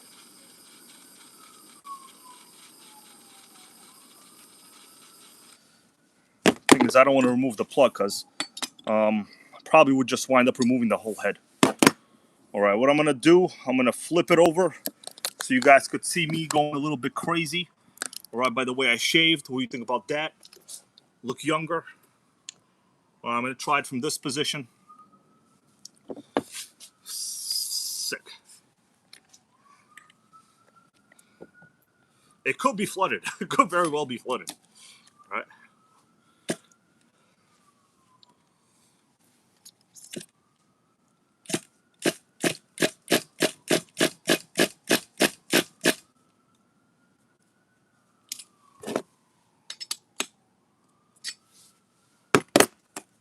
Could very well be a bad plug too now.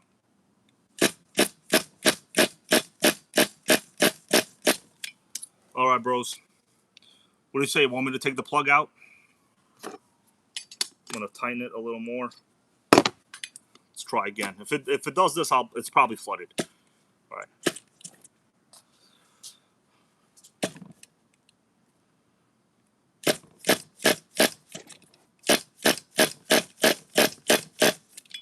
It feels like it's close. I don't know. Last time it started up pretty good. Well, I'm gonna keep going. I'm gonna keep going. Don't worry about it. We're gonna keep going. Ain't no quitters here. And no arm Italian owners as well. Kellen, that's right, bro.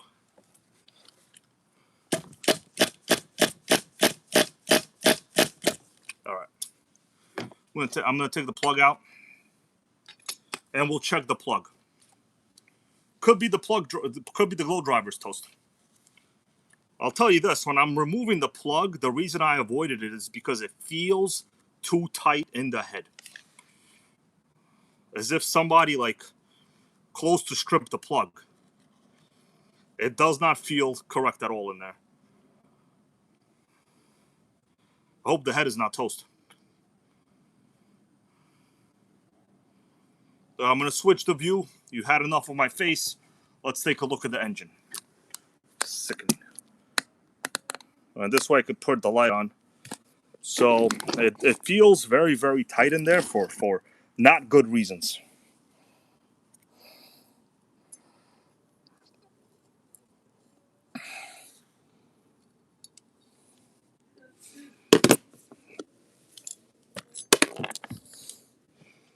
All right, I got the plug out.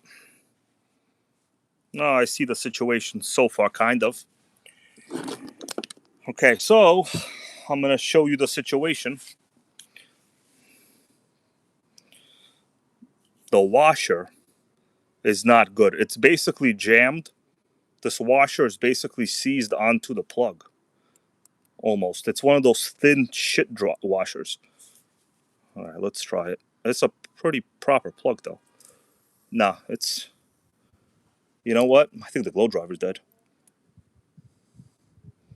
We got nothing, bro. All right, let me go and get another glow driver. Let me take a look inside there. It looks okay. Let me go and get another glow driver.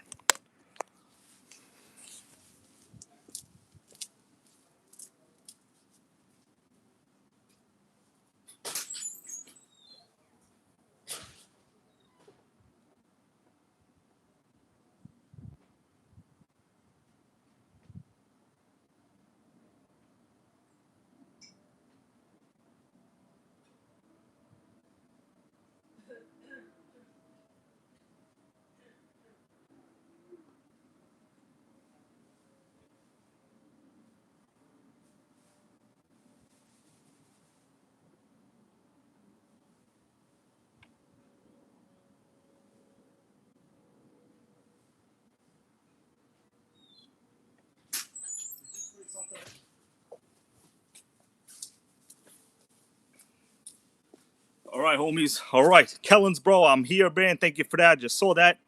Appreciate that. Working hard for the start tonight. Working hard for the start. I got 2 glow drivers. Let's hope nothing bad happens. So, special thanks to Kellen's Automotive. All right, got another glow driver. Let's just check it. I mean, the plug itself looks okay. Who knows? Maybe it was just dead. Okay, well, there we go. That explains a good amount. Plug was toast. And this one's good too. All right, so we're going to put it back. I'm going to put it back. I'm going to try it again. Dude, guys, I just charged that glow driver. I don't understand what the problem is. I literally just charged it like 2 days ago.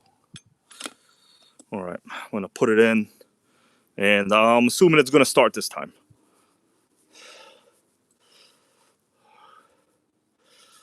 All right, can we get a hell yeah?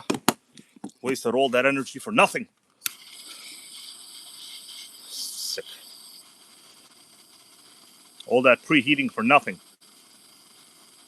All right. Got about 80 viewers in here. The true 80 OGs. Let's try it again. I mean, it cooled down in the time that I was running around. What do you guys think now? We're going to try this other glow driver. Actually, no. Let's use the proper meter. Remember the meters? Make meters great again. All right, guys. Let's do it. I'll do it from this area. Well, wish me luck.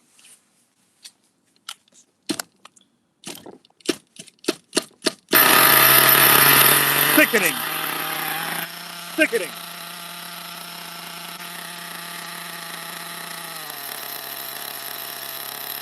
Major fire in the hole.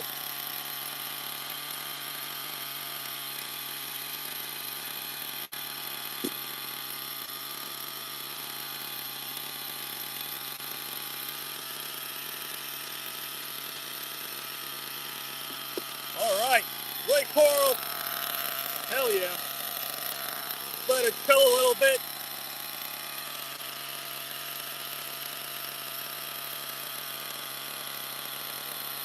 Clutch is good.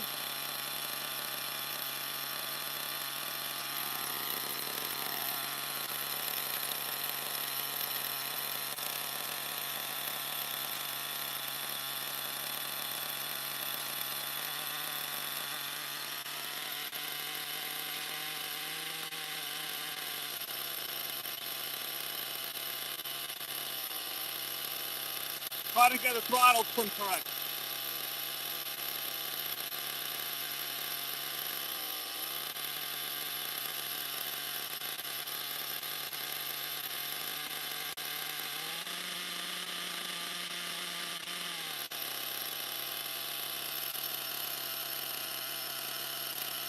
All right, our crib needs to be adjusted.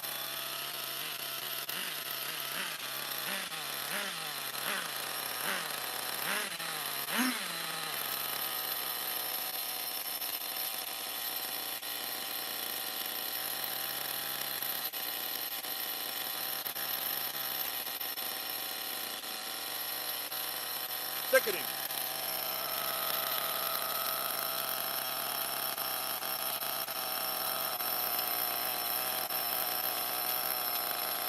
The runner.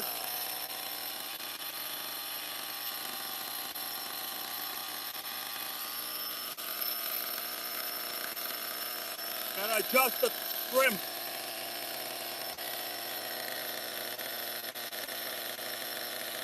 Yeah, throttle trim too high. All right, so I shut it down. So I gotta adjust the trims, obviously. All of my endpoints are wrong for the steering. Gotta move the servo horn. So I'm all the way to the side and we're still steering to the left. But I'll tell you this, damn glow driver. It fired up, baby, it fired up. Engine is cool.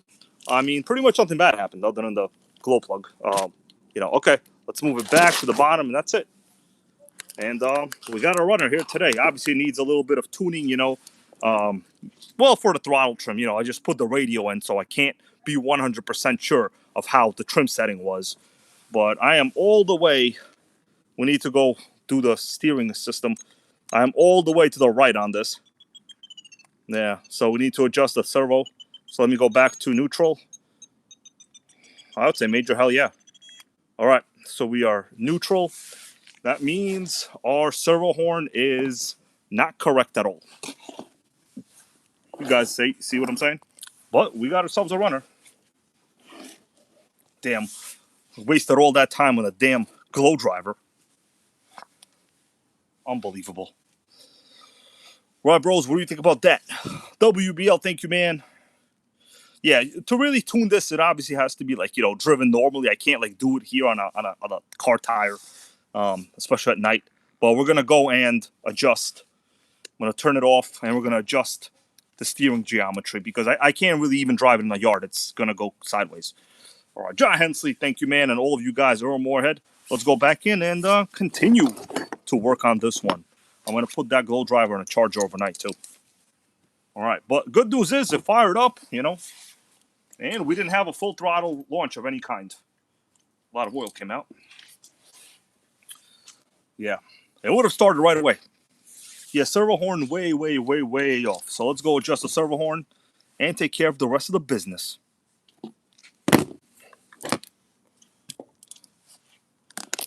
All right, let's boogie. Let's go in, and I'll work on the rest of it real quick. All right, Max Boogie, thank you, man. Yeah, we can't quit, dude. You can't quit. If you quit, then the Arm Italian people win. You know what I'm saying? Can't let Arm Italians ever win. You know why? Because I don't like them. Kidding around. Honestly, if the Arm Italian was like $150, I would get it. But otherwise, I would never get it. My thing is, unless an electric is cheaper than Nitro, it's a no. Damn, almost tripped over that hose. Who put that hose there, bro? For reals. I almost tripped over that hose right there. Gonna have Nitro Gang grapes over there soon. It's the rest of the hood over here, By hood, I mean neighborhood. You don't want to use words incorrectly if you don't mean it. Unless you mean it, then it's okay.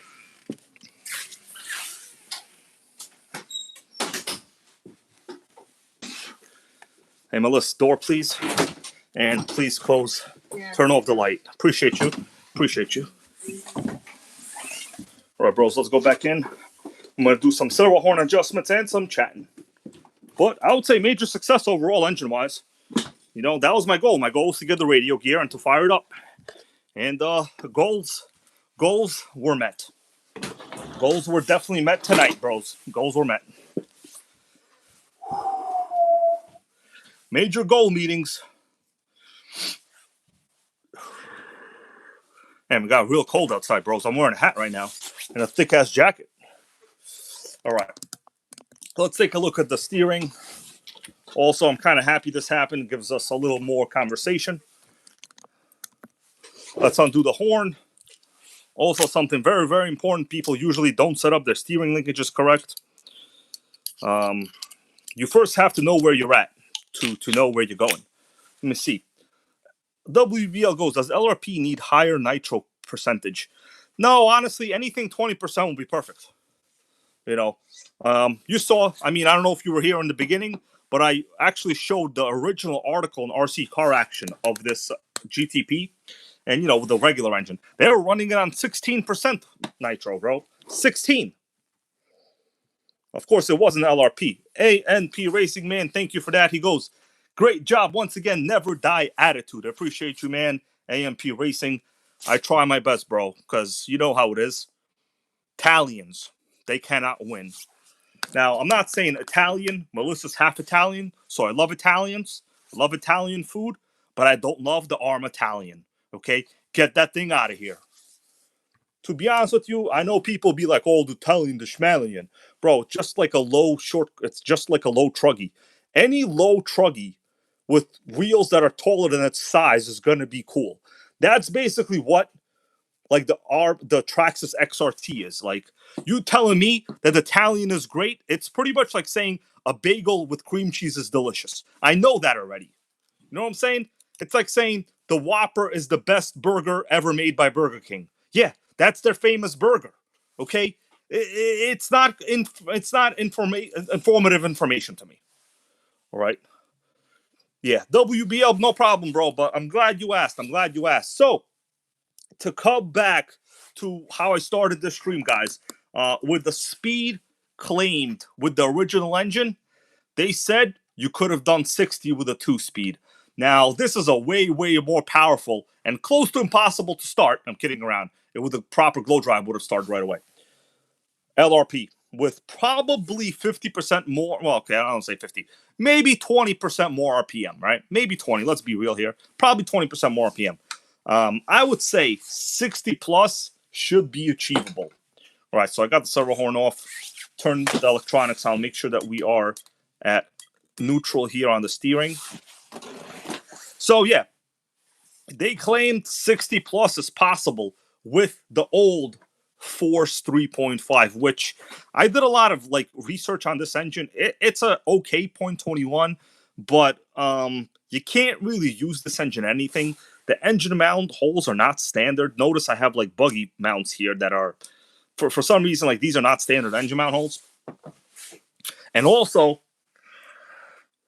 probably rated like maybe 50% of the horsepower of the LRP. Let's be honest here. So it got no power. Oh yeah, I see right here. This linkage is actually binding. Okay, so first of all, this is binding. This is not free at all. This needs to be completely cleaned right here, or WD-40'd. I have a couple options. I could put it back together right now. Maybe it'll like ease itself up. But the linkage is here. Okay, so this does move. Okay, you know what I just noticed? All right, John Hensey goes, nice, nitro burning. Yeah, man, I really worked on that one. I do notice, you guys remember how I said, Eifert Acoustic, how you doing, bro? He goes, yeah, my man, keep Nitro alive. I'm doing the best I can, bro. But, I'm not the only one. There's other people here also with great YouTube channels. Lotus RC, WBL is one of them. Nitro Pimp is one of them. So, I'm just happy to have been an inspiration throughout the years. Earl Moorhead is another one who makes Nitro and many electrics great. And also BMWs. And I think sometimes Audis, right? Correct, Earl Moorhead? He's in the German genre of the vehicles. I'm more in the Japanese genre of the Nissan Muranos. You know what I'm saying? And I pray every single time that it passes inspection. I pray. You actually guys want to know where I got the idea of getting a Nissan Murano from? You want to know? Let me see if I could find an old video. Oh, John Hensey also says Texas Hill. Also, Texas Hill is correct. Let me find an old video of, and I'll show you where I got the idea of a Nissan Murano from. It was, you guys might remember, I've got to do a little bit of work on cleaning this up. There's too much like friction on this. When I move it this side, the wheels bind for some reason. I think there's something wrong with the screws over here, because the servo cannot overcome this terrible steering. But it was this guy right here. Jang from the Ultimate RC Network. He drove a white Nissan Murano. Of course, when we had it, it was new. When I have it, it's about 15 years old. But that's okay for me. Let me see what you guys are saying, and I will continue. I'll probably find a video of him with the Nissan Murano, actually. I need to find a video of him outside somewhere. You'll remember Jang? There were videos where he was like in a parking lot. That's why Kellens goes, he was my favorite YouTuber. Yeah, bro, he drove a Nissan Murano. There were like videos where he was outside in the parking lot somewhere in California. And you could see the white Nissan Murano he was at. But yeah, Jang from Ultimate RC Network, we all miss him. And we all love the guy. The true original, I would say, highly reliable, decent, and super entertaining YouTuber. There were other bigger YouTubers back in the day. Let's say, RC Sparks.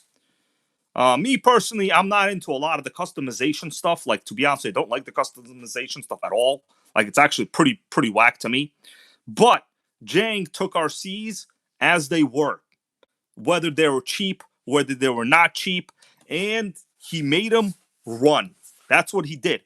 And that's the kind of stuff I appreciate. I think after the Ultimate RC Network with Jang and stuff, everything kind of went real toy grade type stuff. Let's see if I could find the video with him in a parking lot. No, I don't know if I can. Anyway, that's, I think, my story on that one. Jang had a Murano, therefore I have a Murano. That's kind of all there is to it. So I'm going to recenter this. I'm going to clean this later, guys, because the servo is not actually moving too well. And this is a proper high-tech vintage servo. It should move these wheels. Notice right here, I don't know if you can tell on video, but I'm going to move it. Okay, this direction, it moves very well. In this direction, I have a ton of friction starting from here. I wonder what that is. Let's take a close, detailed look. You guys think I should get a pan pizza for dinner tonight? What do you think? Domino's pan pizza? Or Taco Bell? What do you think it's going to be? So I'm going to work on this overnight, probably. Get this set up by the weekend. Well, it's already the weekend almost. But let me take a look at it. It seems... Let me do a zoom in on this. When I move... You know what? I need the car stand for this demonstration. Sickening. I need the car stand for this. It's going to be hard to show.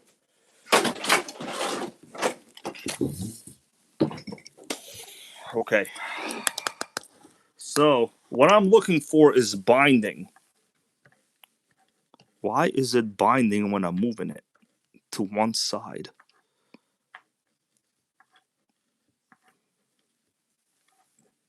Alright, so it doesn't seem... For some reason, no matter what I do, it's binding like a ton. There's really only one way to troubleshoot this. Generally. You gotta remove the turnbuckle from each wheel and test it individually. What do you guys think I should do? Remove the turnbuckles from the wheels and test it? I could do one for now. I'm probably not going to do all of it. I'm going to remove one turnbuckle, all right? This one. Let's remove this turnbuckle because it's easy access. I'm just going to move the wheel to see if it moves. John Henson wants to know, is it the servo horn? Well, I have the servo horn removed right now, and it's still, I could tell, a huge amount of friction. Lotus goes, it's the pillow balls might be rusty. That could be it very well, too. So what I'm going to do, I'm going to remove one of these.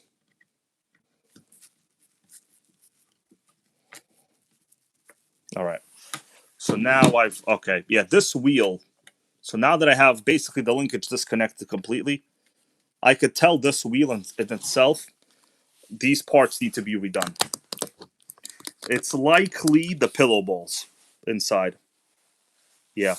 Moorhead goes, hold on, let me go to that question. Got pivot balls? Do they have issues on this RC? It seems that in this wheel, it's probably, like I can move it like this, and I'm actually having a lot of friction at like 30 degrees. To move the rest of it, it's giving a bit of a problem. So there's really nothing here other than the CVD and the pivot ball. So I'm going to have to go over all of these pivot balls individually, probably clean them and WD-40 them. And also I'll have to do the same thing to this side. Oh no, this side moves perfect. Yeah, this side I could tell. So the linkage itself is good. That I am very happy about. The linkage itself is okay, and it moves fine. But the pillow balls, bro, the pillow balls. No, you know what? Hold on, the pillow balls. No, the pillow balls are fine. Yeah, it moves.